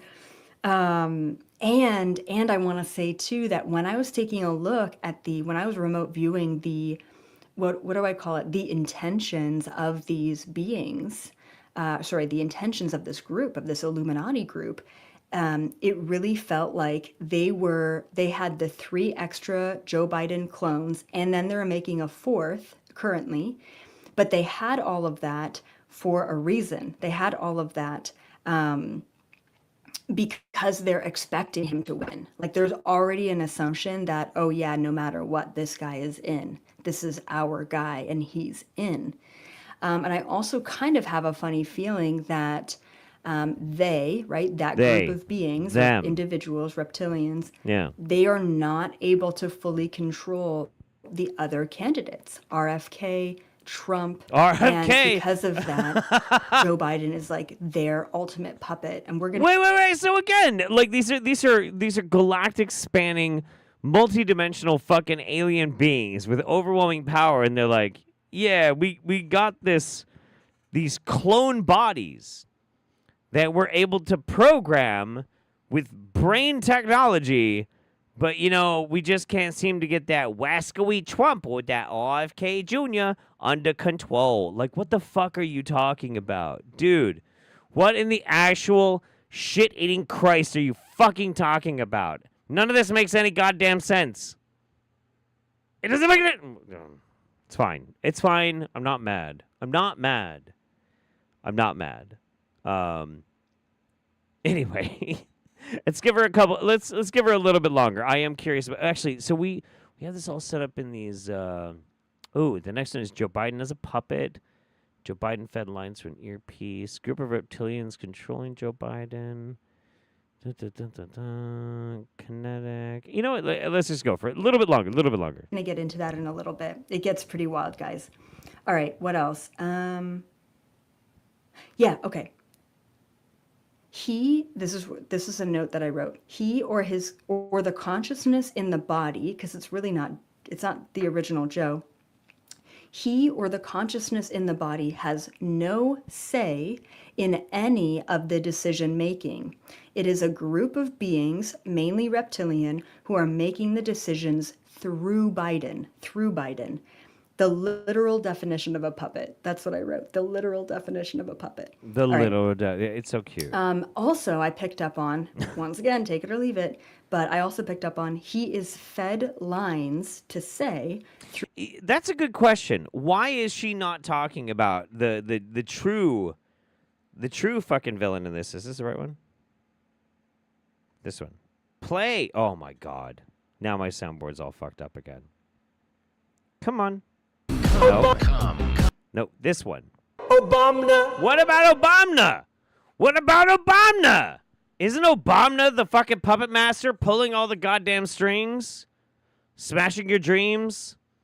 Like, come on, man. What the fuck? Like, Elizabeth April is so fucking dumb. She's missing out on a whole grand piece of the conspiracy.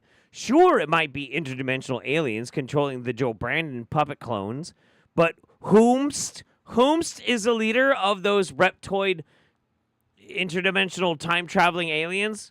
Obama. Duh. Fucking Obama. That's why he plays basketball with LeBron. Or whatever. I don't fucking know. I'm worked up about this. I'm getting upset. I'm getting absolutely upset. I'm not actually upset. What I am, though, is I'm primed and ready for a random experiment that I kind of want to do. So this random experiment, I'm going to need my wife for. So I'm going to send her a text that she's got to get in here. Come give me a break. Okay. Now, let's say, for example, there was a video, and it was 2 hours long. And so you'd have the time code of 2 hours long, but you can't go before 30 minutes. I need you right now, live, right now, to type out a random time code, somewhere between 30 minutes and 2 hours, and post them in the chat right fucking now. We are going to do a Wingnut Roundup suicide round, where we have no idea what the fuck we're going to look at, no idea whatsoever, and we're going to make memory watch it. Because I love my wife, but I got to keep her on her toes. And now she's not going to come and give me a break. Yay! All right. It's a Wingnut suicide round. So, everybody's typing out all these time codes. You got to pick a random one. Okay. Yeah. 6969. You want 6969? She wants 6969. That's 1 hour, 9 minutes, Wait, 1 hour, 10 minutes, and 9 seconds. Time code. There's not 69 seconds in a fucking minute. No. Or 69 minutes in an hour. No, but so it's going to be 1 hour. 1 hour and 9 minutes. No, because 69 seconds rolls over. So it's 1 hour, 10 minutes, and 9 seconds. All right. 69 seconds part. All right. 1 hour, 10 minutes, and about 9 seconds. It's pretty close. Okay, it's pretty close. You ready? You're making me watch the dude that puts me to sleep. Yeah, Jimmy Payne. It's time. It's time for the guy that puts me to sleep. In a second. Okay, all right. That's fair. You gave it to me backwards last time. Did I give it to you backwards last time? I had to mute myself before I could. Oh, right. Okay. Okay, I got it now. All right, enjoy. Chat. What have we gotten ourselves into? Go pee! Taking me away from my step count. Let's go. These were the ones that put the camera up for us. Without that camera, the chronovisor would have never worked. Oh, God. Okay. Well, Jimmy, can you tell us the exact date that Jesus was crucified, if you know it? Look at your calendar and go back 2,024 years, James. Wow. And can you tell us what month and maybe day it was? Just take your calendar and bring it back to 0. So now, it was Christmas Eve, to December 25th. I'm probably not. You see, you have to look at it. This man is a crab. You have the Roman calendar. You have this man is a crab. The Maya calendar. You have. No, actually, the crab people don't. We don't claim you him. have all these different calendars. No, I changed my mind. He's not a crab. He wishes the Chinese he was a crab. calendar. We all mark time differently because we mark time towards our history. Okay. Let me do some heinies. So it was. Was it the birth of Jesus? Where the time started? What was it? The death. It was after the death, right? So that would have been, in what, April for Easter?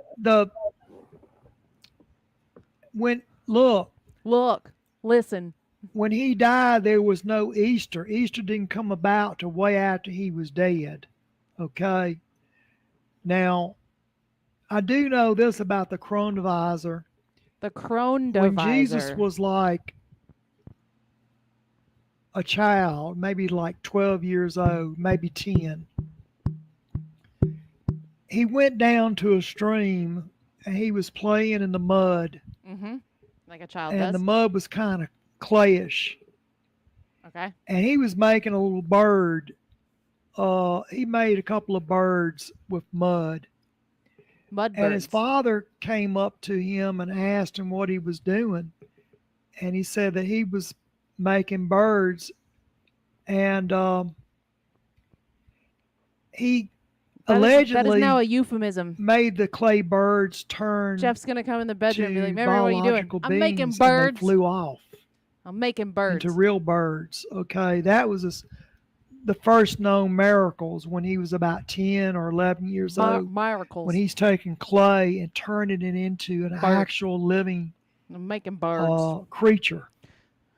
You don't know me, Dad. Oh my gosh! Wow. I bet. What did it like? His family. Get out of my room, Dad. I'm just making birds in here. Could you imagine today, like a starseed crystal child was born into a Christian family that was very religious and was doing those kind of miracles? Oh, thank you, Sierra. Thank you. Or evil. It is a shirt I got at the thrift store. You have to look at it through and some workout shorts. I don't remember where I got. Viewing it, okay. You know, when we did the story Night of the Living Dead, and I was telling you what happened so great there for getting steps. About we're able to bring back. Don't come in here. I'm making birds. Dead people. No, come back. But we never could stop the decay of their bodies. I can't. So what's he talking about? Making birds. Making birds? Mm-hmm. Wait, no, seriously, for real? I haven't watched it. When Jesus was about tan. Yeah. He went down to the river. There was a puddle there. And he started playing in the mud. It was mostly clay. Shut up. He did not say that. And so he, out of the mud, he started making birds. What? And then He did not. And then his father came down and said, "What are you doing?" He said, "I'm making birds." Shut the fuck up. And Really? and then the birds came to life and they flew away. Are you serious? Absolutely. I missed that banger. Yeah, so that's now a euphemism. So if you ever knock on the door and I say I'm making birds. Man, I'm going to have to go back and watch the Wingnut Roundup again. Son of a bitch. That's amazing. That's good. It's okay. It's okay. This guy puts me to sleep. Man, Jimmy Payne is a legend. I'm a He's hater. legend. I'm a hater on It's the all right. on You the can be Jim on the Jimmy Payne. You can be a Jimmy hater. Payne is a pain to listen to. It sounds kind of like what's that guy from South Park? Okay. Oh, Mr. Mackey. He sounds like Mr. Mackey. Yeah, he sounds like Mr. okay? Mackey. He does kind of sound like Mr. And Mackey, doesn't he? Mr. Mackey, if he took too many drugs. Okay. Drugs are bad. Mr. Mackey says, don't go home making birds, okay? We can't. All right. Hey, do you want to take my shirt off? Yeah. I do. I'm hot. I'm not left-handed. I'm very hot. You are. I'm very hot right now. I'm overheated. Yeah. I'm overheated. You are. I'm kvetching in my kvilch. I don't know what that means. I don't either. I feel like Today, Junior. I'm not left-handed. Oh, okay. All right. Husband. Thank you. Thank you. Appreciate it. All right. Appreciate you. Okay. Bye. Anyway, hope y'all having a good time here on the Wingnut Roundup. Okay. It was the first miracle. Really? Oh, dude. I'm making birds. All right. All right. I love you. It's officially a Roundup euphemism. Making birds. Making birds. All right, everybody. Let's make some birds then. Fuck it. Let's do it. Is making birds a euphemism for cum? Yeah. Oh. Is it? Making birds. Come. Okay. Yeah, fuck it. Oh, you make them fly. You make them fly. Making birds. Yeah, making birds. Yeah. Just making birds all over the place. That's fair. I got to remember to empty out the trash can in here. Totally unrelated. Bye. Making birds in the trash? Nope. Not get into it. It's totally fine. It's my studio. It's my special place.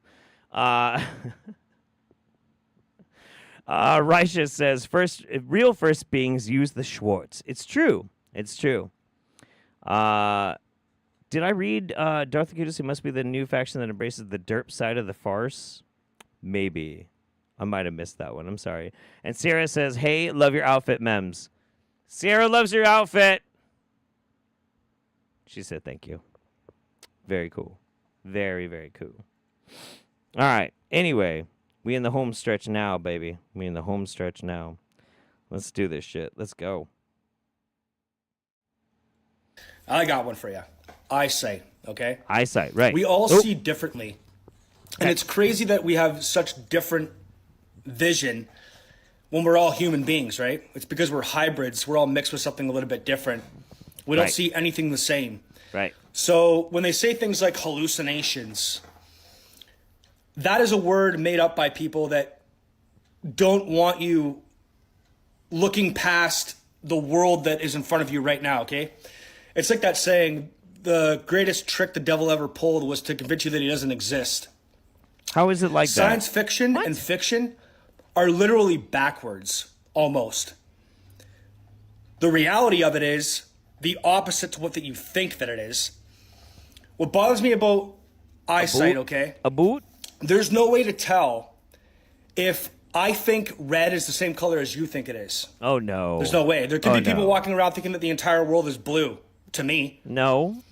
How could you tell? No. So when you're a kid, someone shows you a red ball.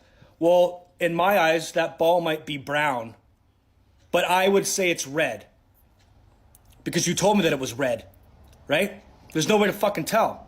There's no possible way to tell what color someone else is seeing. Okay, yet again, we run into the same problem we always run into with Mario. Okay, about the dumbest fucking Canadian on the goddamn planet. Okay. It's a thought experiment, right? It's a very, very easy one that we end up playing with a lot when we're very young, which is, what if the color that I see is not the color that you see? So what? So what? Who gives a fuck? Who cares? That's not a problem. That's not a problem. If I see a thing and I say, hey, I don't know, what's a good example? This is black, right? And you're like, okay, sure, that's black. Whether or not what I see and you see is the same does not matter. We have now labeled that as a label. It's just a word. The word has no other meaning except for as it's a descriptive of what we are all seeing. The difference is when you have somebody who has something like colorblindness, where because of a biological issue, they see two colors as the same, and they can't differentiate between those two. That's it. It doesn't matter.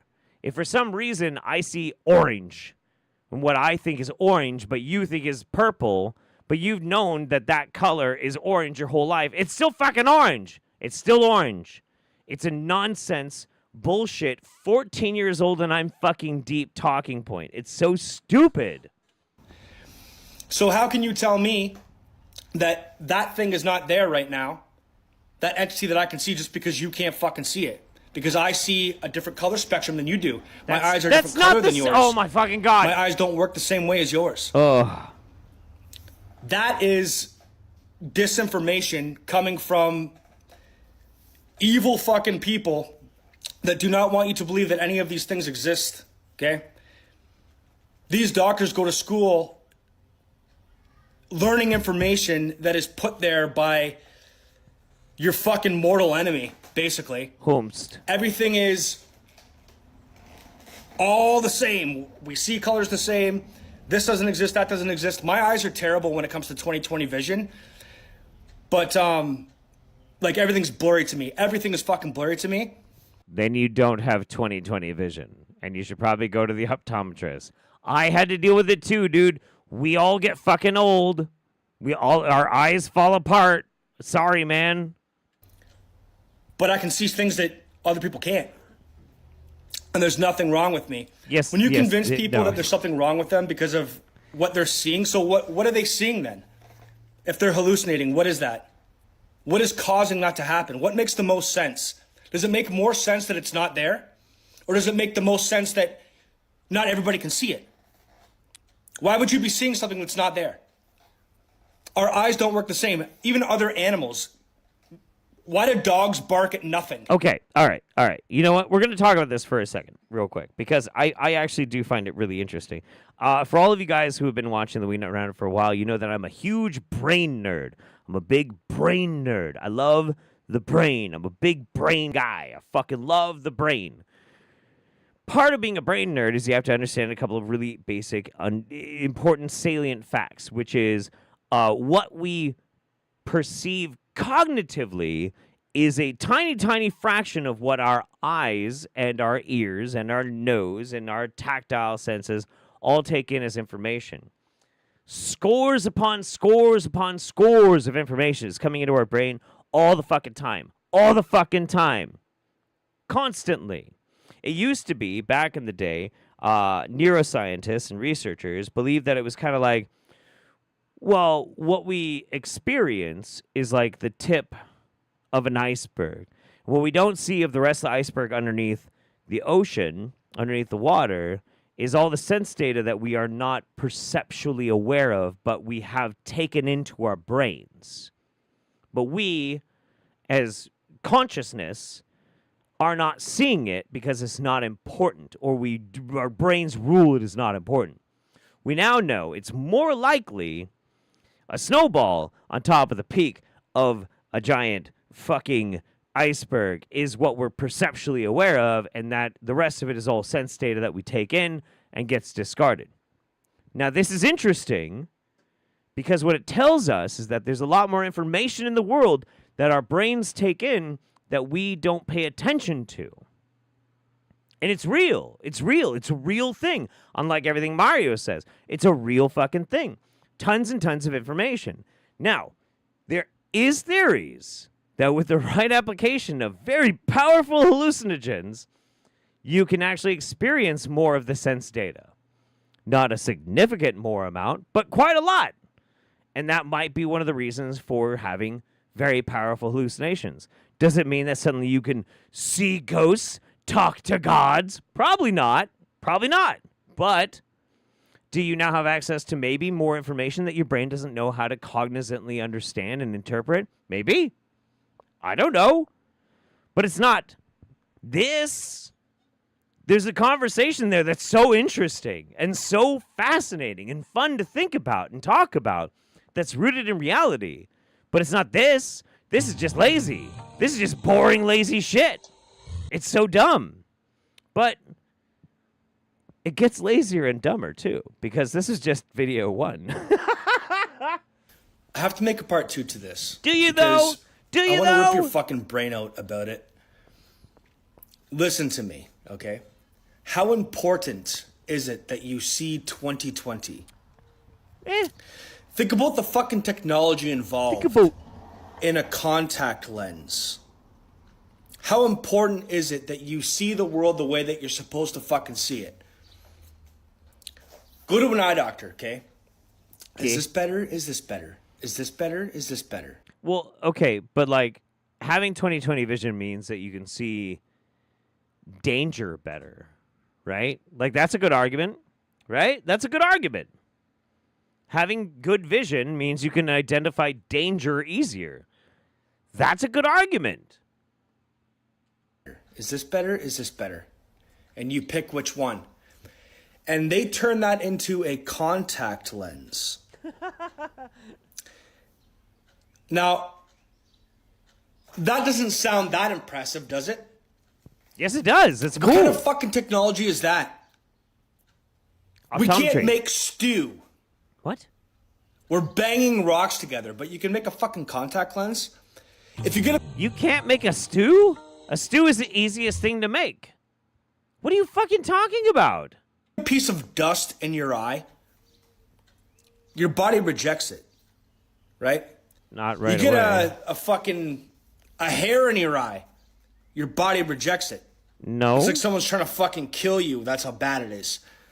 But your body doesn't really reject when you get shit in your eyes. You tear up and then it just flushes it out. That's not really the same as a body rejection. Rejection is an interaction with your immune system, pushing something up to the surface of your skin until it breaches and then is out. That's different. That's different. But you can put this contact in your eye. Well, what's it made out of? Who made that? People. Why is it so fucking important? Think about that. No, why? How much effort has gone into that fucking technology? Can you make a contact lens? No, I don't have the technology, but it is cool to think about how far we've come to be able to make contact lenses. That's cool. That's a dope thing. Why are you mad? Are you fucking kidding me? So we see the world in that way. That's very important to someone, obviously. You can make everyone's vision 20/20 just by shaving, like, what measurement would that be? Just a tiny little bit off so everyone sees the exact same world as everyone else? Isn't that fucked up? But it is the same world. Who the fuck made that? How do they know what material to use to put in your eye Science. that your body won't reject it? Science! They use science! Are they the same people that made us in the first place? Is that how they know? Oh, fuck me. Oh, fuck me. Think about this shit. Oh, my God. All I can think about is why are you so big on TikTok? And why is my species doomed? Jesus fucking Christ. Oh, my God. Oh, my God. All right. Anyway, I'm done with Mario. I can't handle it. I've Mario'd myself into oblivion. Jay says, trans rights are human rights. Remember to work harder than the fascists. Take care of yourselves. something motorcycles. Indeed. Anytime I'm feeling kind of lazy, like I haven't really been very active, I remind myself that the fascist did his push-ups today. Did I? And then I do my fucking push-ups. It's good motivation. Random guy says, Jeff, have you been paid off by the big optometry Illuminati? I've been paid off by so many fucking people. You would not even believe. The list of people that have paid me off is enormous. Enormous. Holy shit. Like it's like a who's who. Whomst of massive mega corporations and interdimensional time travelers. It's just silly. It's silly how many people pay me money. Anyway, you know who doesn't pay me money, though? Is a creation, the creator and destructor of the entire universe. He's alive, motherfuckers. He's alive. Yet again, to crash into our dreams, to haunt our memories, and to cast a giant shadow over all of humanity. You know him, you love him, he is the great black dragon. And he's very sleepy. They're doing what they can to get me out. It's working, it's just so damn slow. It sure is slow, buddy. Drives me nuts. We're up on a few years here now, you know? That's why my last life is Gandhi. Gandhi? When it was time to get me out, the original ones had to have 2 assassins shoot me. A gunman at point blank and a sharpshooter. You see, when you want the Alpha and Omega, creator and destructor of the universe, to die, you can't just send one lowly assassin. You gotta send 2. And you know what? Still fucked it up. Sharpshooter shot me once and just off the heart, and the hit the upper part of the heart and lungs, and then the other guy right in front of me got me point blank in the chest 3 times. Maybe they were successful. Is that how opening up the heart, etc. But that's how they got me out of here. Oh. I'm 1,000 times stronger from all the fighting now. Okay. So it's that much more difficult. Why so difficult? All I've had from the other side is promises, being told this, and I see where they feel it and bunch of this, understand bunch of bullshit it for themselves, and then it falls through. Yeah. They keep promising you're going to die, but then you're like... That's why I've said so many times I'm about to leave, and then it just falls through. False or mostly irresponsible promises. Yeah. It's not like it's easy and they won't do it. Why won't anyone kill me? I realize it's grim. I realize it's very grim. But fuck me dead. It's still very funny. It's very, very, very funny. This body can't keep talking like this. Well, but still, here we are. I fell down. Just dropped like a rock sitting at the desk.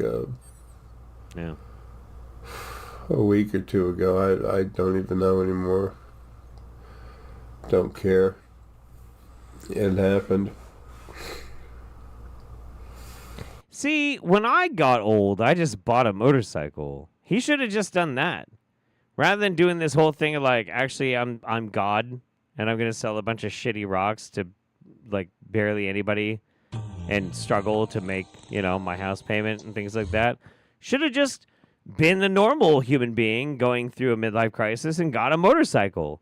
That's just a natural evolution of men. Sorry. Really, really hard to get up, but I had to, and somehow I did. I believe I had help. I know I did. Anyway, so mostly I wanted you guys to know that he is in fact alive. So 3 weeks ago he posted this video. Then A little bit after 3 weeks ago, he posted this video, and it says, looks like we're about there. So, dun, dun, dun. Oh, no. Oh, boy. Oh, boy. Is this one? Is this the one? Is this the one? Okay, my friends, another shocker du jour. Are we about to, in fact, see the expiration of the Great Black Dragon? Well, let's see the video.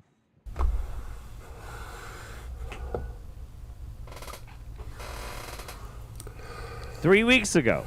It's coming. It looks like we're about there. Remember what's happening and why. Yeah, sure do.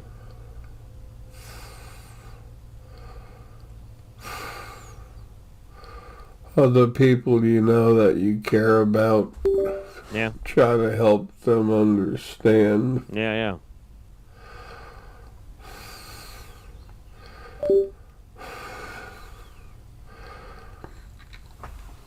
If the original first being wasn't so pathetic. Fighting words? Creation never would have been like it is now, but it's time to take it all away. Okay. This should have happened 2.8 quadrillion Earth years ago. That's before the Big Bang, Bubba. That's before the Big Bang.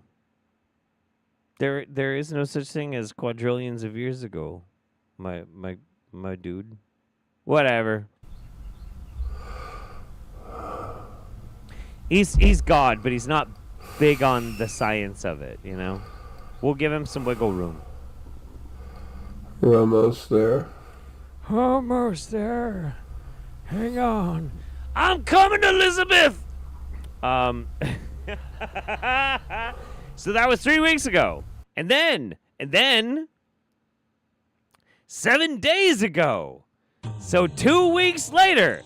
3 weeks ago, he's like, I'm almost there. About to go. Bye-bye. And then 7 days ago.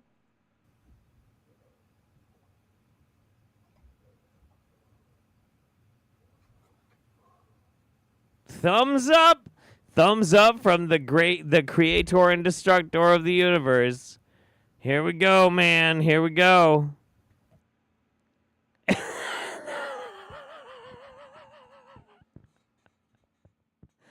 Now look. If anybody's watching this and they're like, that's really morbid, dude.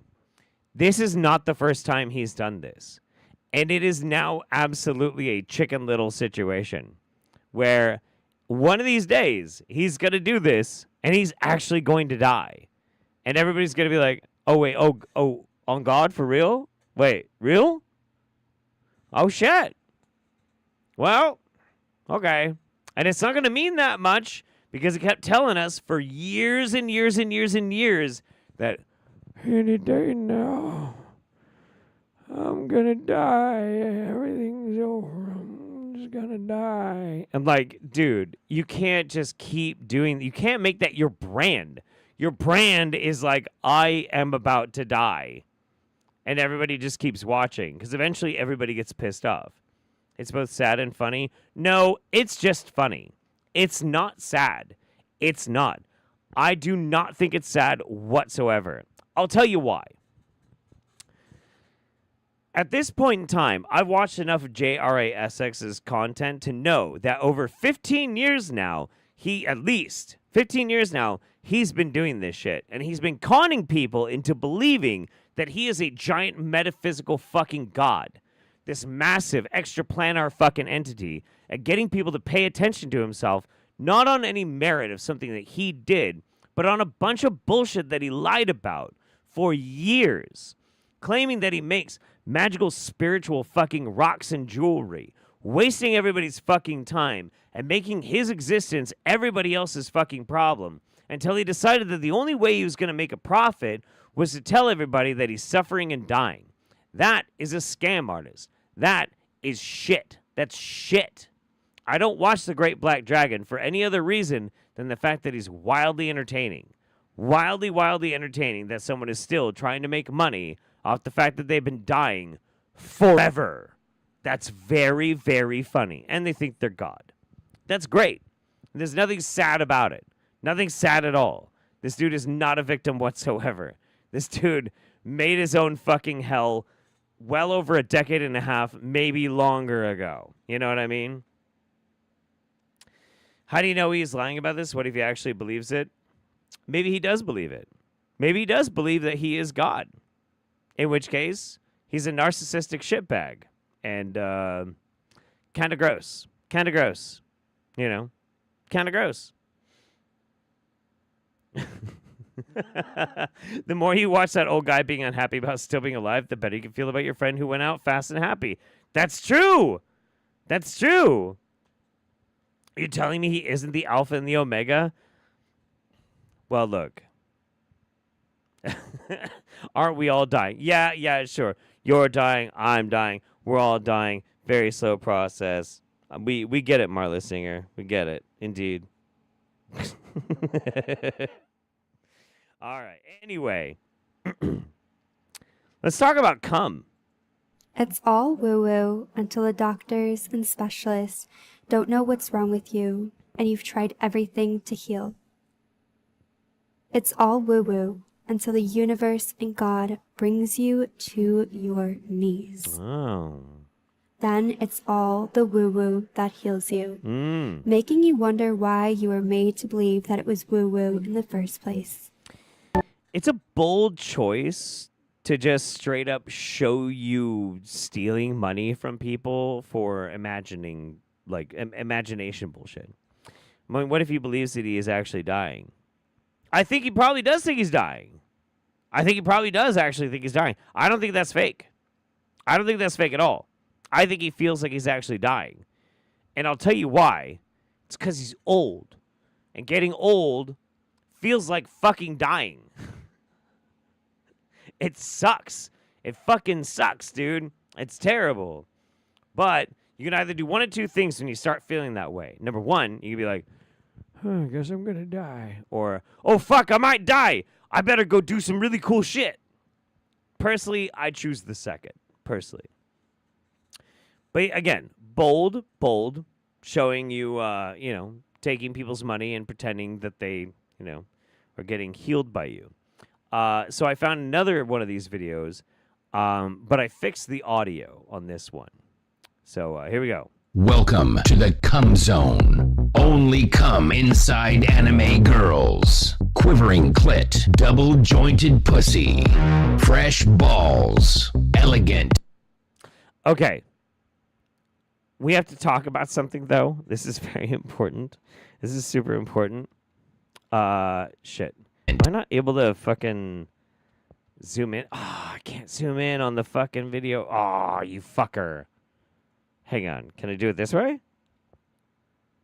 No, it's not going to do it. Look, okay. You're just going to have to zoom in on your own on this video.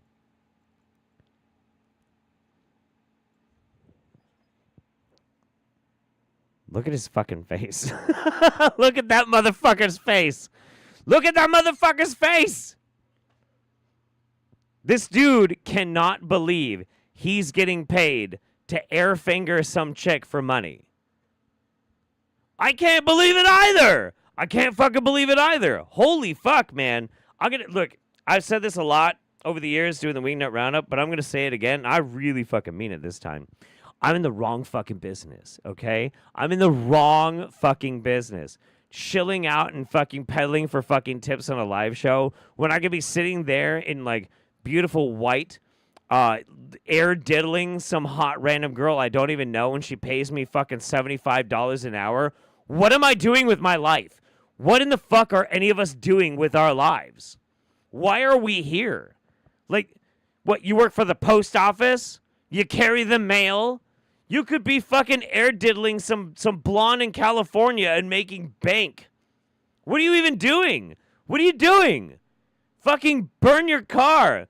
Tear down society. What the fuck is the point anymore? What the fuck are we doing?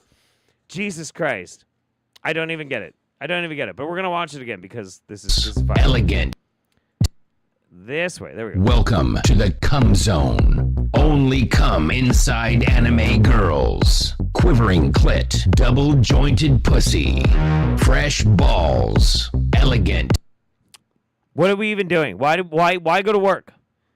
Why are we going to work? Why is any of us going to work? Why aren't we all just doing that? Let's just all do that.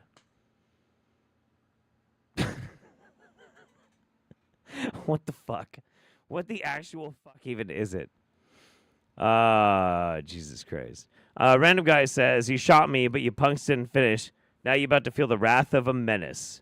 Great Black Dragon. That's good. That's good. It's a Dennis the Menace reference right there. That's good. Righteous says, so is it true what they say about great black dragons? It's true. Once you go great black dragon, you don't go back dragon.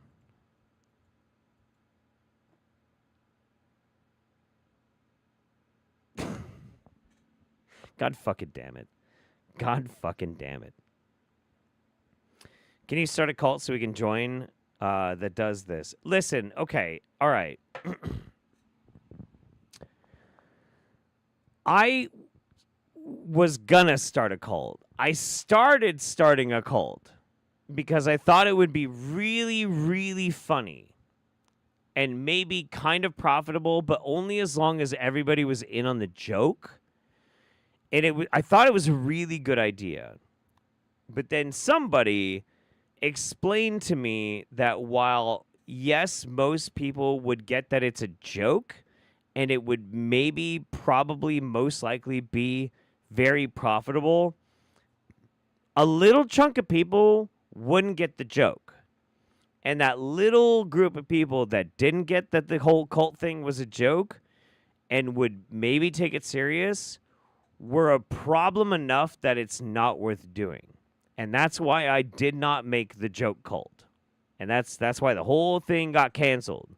Not because it wasn't funny, not because it wasn't a great idea, but because I cannot absolutely proof it against people taking it serious.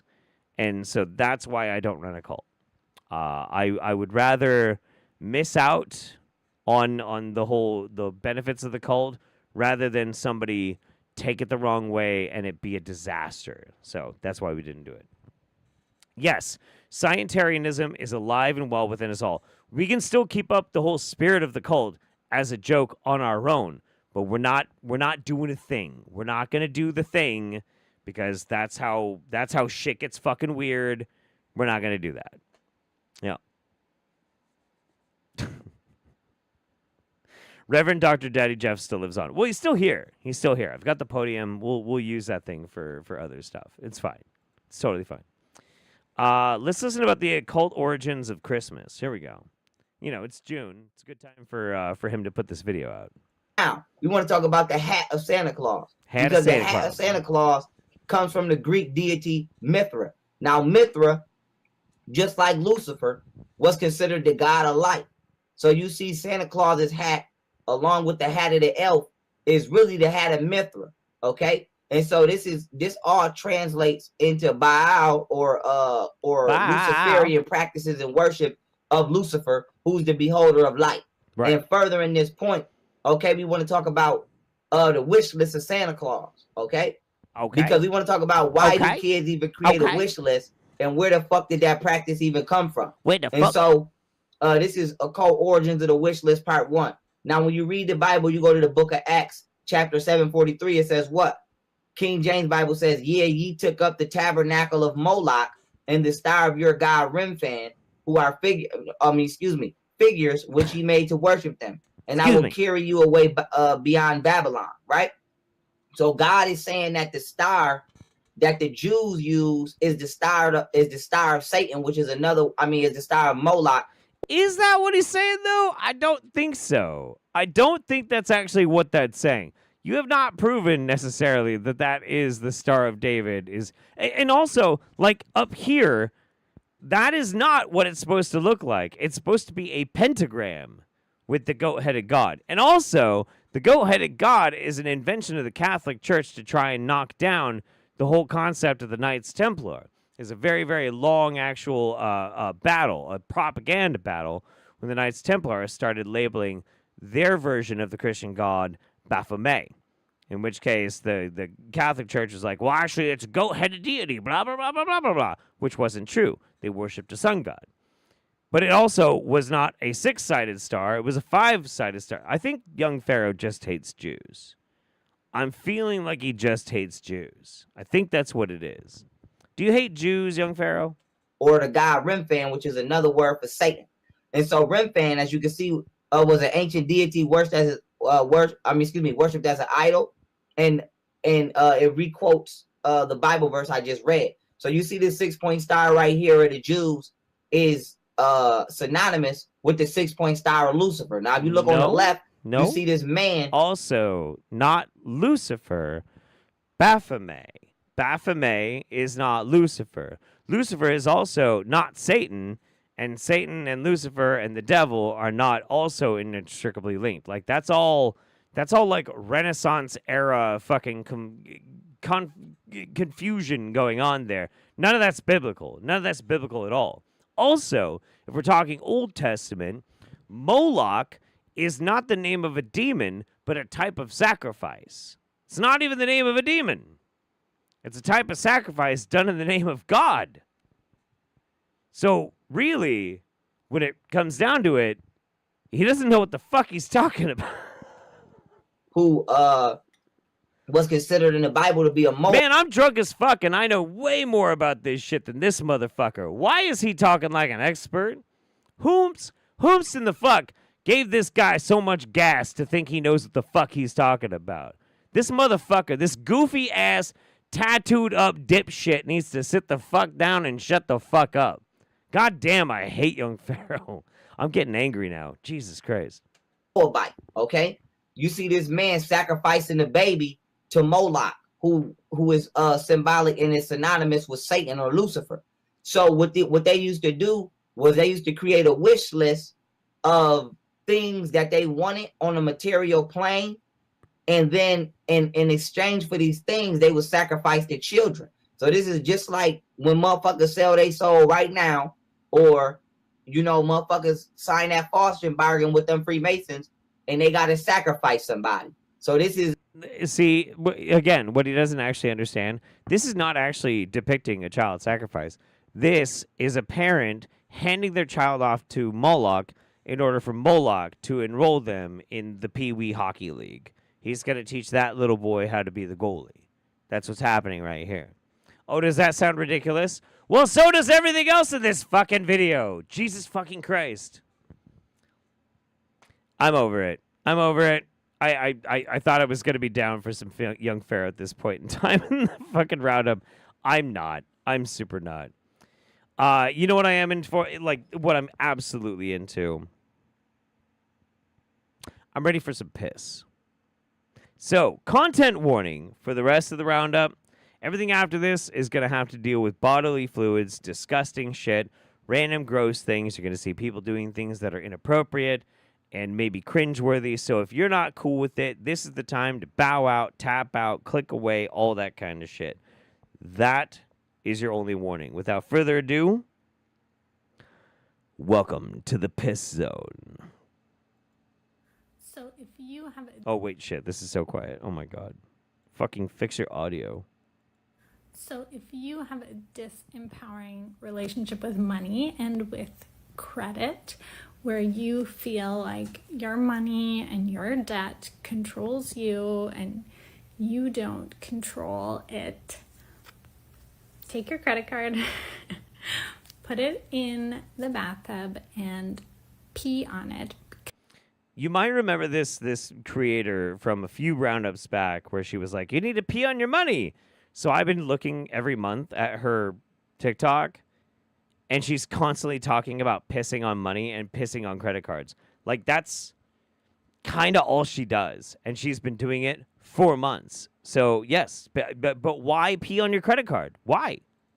Because you are asserting dominance. You are energetically changing your relationship and showing that you're in charge now. You're taking control. You're going to make some good decisions. I get it. And trust yourself because you're better with money than you think.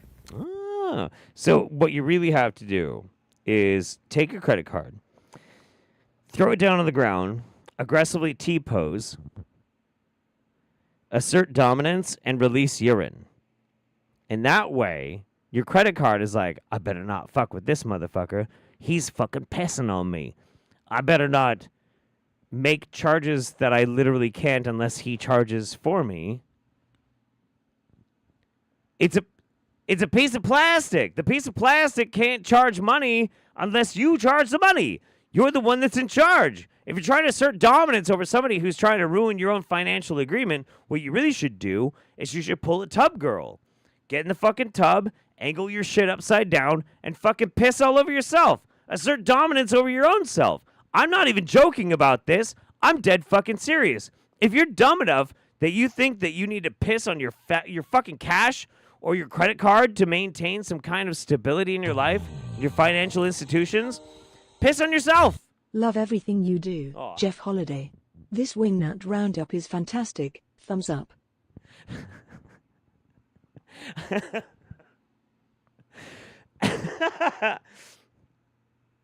Me, screaming on the internet, piss on yourself. You, I love what you do. Perfect. Fucking perfection. Fucking perfection.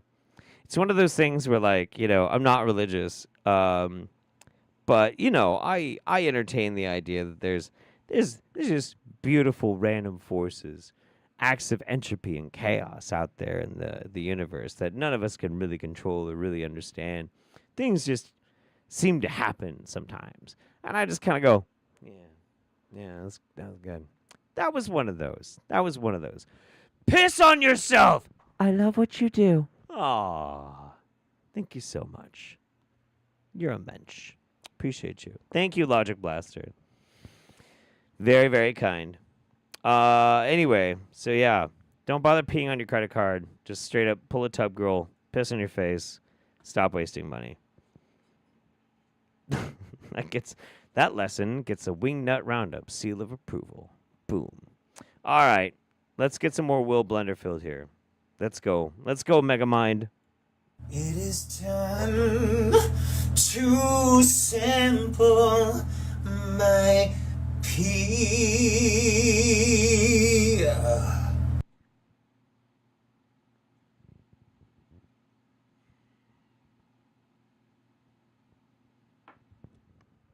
Just taking a minute. So I'm just doing some red light therapy. I was doing it on the testes, on the kidneys, because the testes are the engines of alpha growth, and the kidneys are your body's bio batteries. No, your kidneys are not your body's bio batteries. Kidneys are not your body's bio batteries. Kidneys bio battery. No, not even your kidneys are a filtration system. How the fuck would they be your body's bio batteries, you fucking dipshit? Mitochondria is the powerhouse of the cell. There's a lot of things that you could say are the batteries of your body, not your fucking kidneys. Your kidneys are the filters. Also, it's going to be really, really, really funny when he gets testicular cancer. Really fucking funny. I swear to God, dude, if anybody in this planet is going to beat the world record for kidney fucking cancer, or not kidney, testicular cancer the fastest, it's going to be this dude with how much he exposes his balls to weird shit. And the urine is literally not excretionary stuff that you want to always be getting rid of. It literally is. It is literally excretia. It is urine because you've excreted it from your... Fuck off. something that you can sample, or at least that I can sample, because I'll speak for myself. I'm not a doctor. I've got doctors in my spheres and families. They would not recommend this, but this is something that actually increases my self-love. This is the plasma ultrafiltrate of my kidneys. It's your pee. It's just your pee. You're just drinking your pee. Okay, I can say, like, I don't want people to romanticize something that's just simple, and they could just be like, it's, you know, it's my fetish. I like drinking piss. I actually do love it when they romanticize it. I do. That's like the whole basis of this show. I love it when people make stupid excuses for terrible things that they do. That's like my favorite thing in the fucking world. So my first impulse is to be like, yeah, but actually, but no, you know what? Go off, Will. Go off. Go crazy. Tell me all about how this is your sacred Shivambu, recharging your batteries, your spiritual powerhouse, your timeless fuck muscle engine of creation. I don't fucking know. Anything. I'm cool with it. Just go. Oh, yeah. It tingles my vas deferens tubules. I don't know why. I don't know how it works. But when I was studying advanced Kundalini yoga in the foothills of the Himalayas, I learned from the Hatha Yoga Pradipika the power of Shivambu. Not to cast any doubt on the sacred holy men of the Himalayas. Not to speak ill of people of indigenous cultures in remote places. But there's a hint inside those words. Remote locations, indigenous, again, remote, without access to more things like, you know, modern science and understanding broader implications, that might cast doubt on some of these things, right? Like, a great example is, say you drink your pee, right? You drink your pee. Technically speaking, yeah, maybe there's not anything necessarily bad in your pee. But if you've left your piss out, bacteria can get in. You can't just say, well, it's piss, so it's safe. Well, it might have been safe, but maybe now it's not safe. Maybe there's other shit inside of it. But if you're going off of, like, ancient, wise, shamanic fucking wisdom and shit, it doesn't matter because it is what it is and nothing more. Whereas science could say, well, you didn't put a lid on that, and now there's a whole lot more going on in there. You see those little floaty things? That's a fungus. That's what I'm talking about, right? Whatever. Urine therapy, drinking your own plasma ultrafiltrate. There's so many different ways to do it. Follow Rodney Lavoie Jr. if you want to learn about the nitty-gritty of urine therapy. So I actually did find a video from the dude he suggested, and the guy went through like, oi everybody, welcome back to my channel. I'm Australian, bibbidi-bibbidi-dip, bop-bop, jip-jip-jip. I'm going to eat a papaya, bunch of mangoes. We're going to have some avocados. It's great. We're going to wash it down with a bunch of piss, boy, cracky. And it was, that's it. That was it. It was like, I eat nothing but a bunch of fruit. And then I drink my fucking urine. And then all I could think of is like, you do not have solid poops.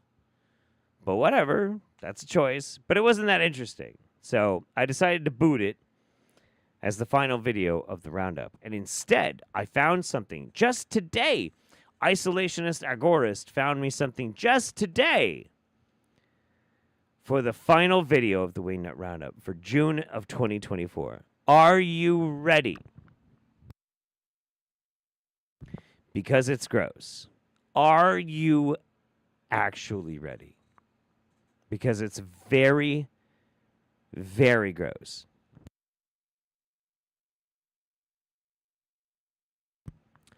Here we go. Alright, what's up guys? So today I'm going to be teaching you how to make piss air. So right there, that's 7 jugs of piss. 7 jugs of piss. And right here, you need a fan. Yeah. What you're gonna want to do, take the fan, put it in front, and then so the piss air will go in the back of the fan, and then the front of the fan will spray the air. And now you got a fragrance and the piss, beautiful air. And so get you some piss air. It's hygienic. It smells good. And yeah. Yay! Piss air! Yeah! wait. I might need this as a sound effect. You got a fragrance and the piss, beautiful air. And so get you some piss air. It's hygienic. It smells good. And yeah. Yay! Piss air! Love it, Susie! Yay! Piss air! I might actually need that as a fucking soundboard. I don't know. That's pretty good. Gotta have some piss air, man. Gotta have some piss air. If you don't have piss air, I don't even know what you're doing with your life. I don't even know. I don't know. You're a disappointment to both me and everyone around you. Anyway. We could bring them back, but their bodies would continue to decay. Now, I don't know when I'm going to get a chance. Sometime this week. I'm not even fucking around. Sometime this week. Twitch.tv/RealJeffHoliday. I am going to do an entire stream. Probably also on my second channel, the Holiday channel. And we're going to watch that entire Jimmy Payne stream. It's going to be fan-fucking-tastic. We'll spend the whole day. We'll have a damn good time. Also, muy importante is if you want to see my new video that is out right now, you become either a channel member, a subscriber on Twitch, or a Patreon, even at $1.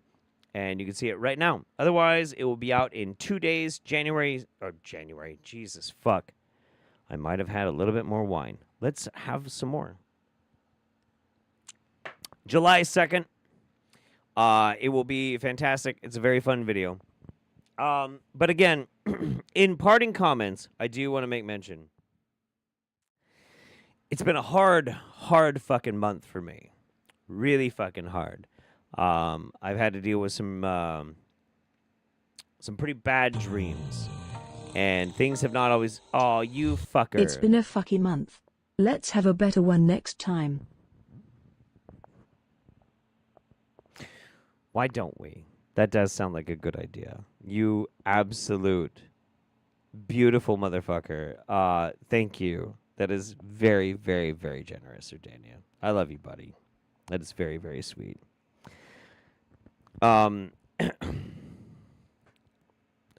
Thanks, buddy. It's been a tough month.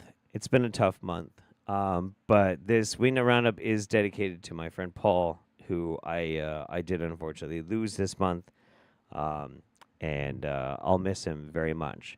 But the point of doing the Wingnut Roundup is, most importantly, it's a celebration every single month that we made it. One more month we had to deal with all the bullshit of life. Our ups, our downs, our highs, our lows, our loves, our loss, our hates, our dreams. All of these things wrapped into one. And every single month we at least get to come back here and celebrate together. And for that reason, somebody was asking, what do you call people who are fans of the Wingnut Roundup? You know, other people have this name for their audience, and people have this name for that audience, and this, that, and the other. Well, what are the names of the people who watch the Wingnut Roundup, Jeff? And you know what your name is? You know what I call people who watch the Wingnut Roundup? I call you heroes. Because at least once a month, you all save me. See you next month.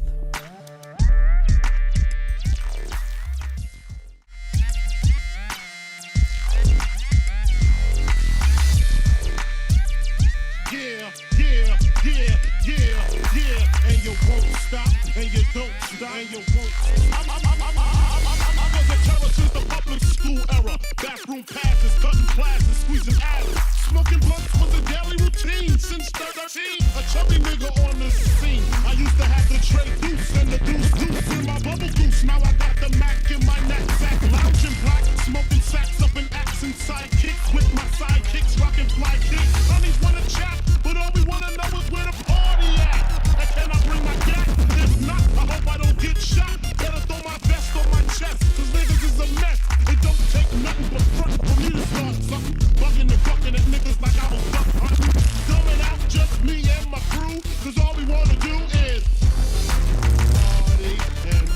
shit and party.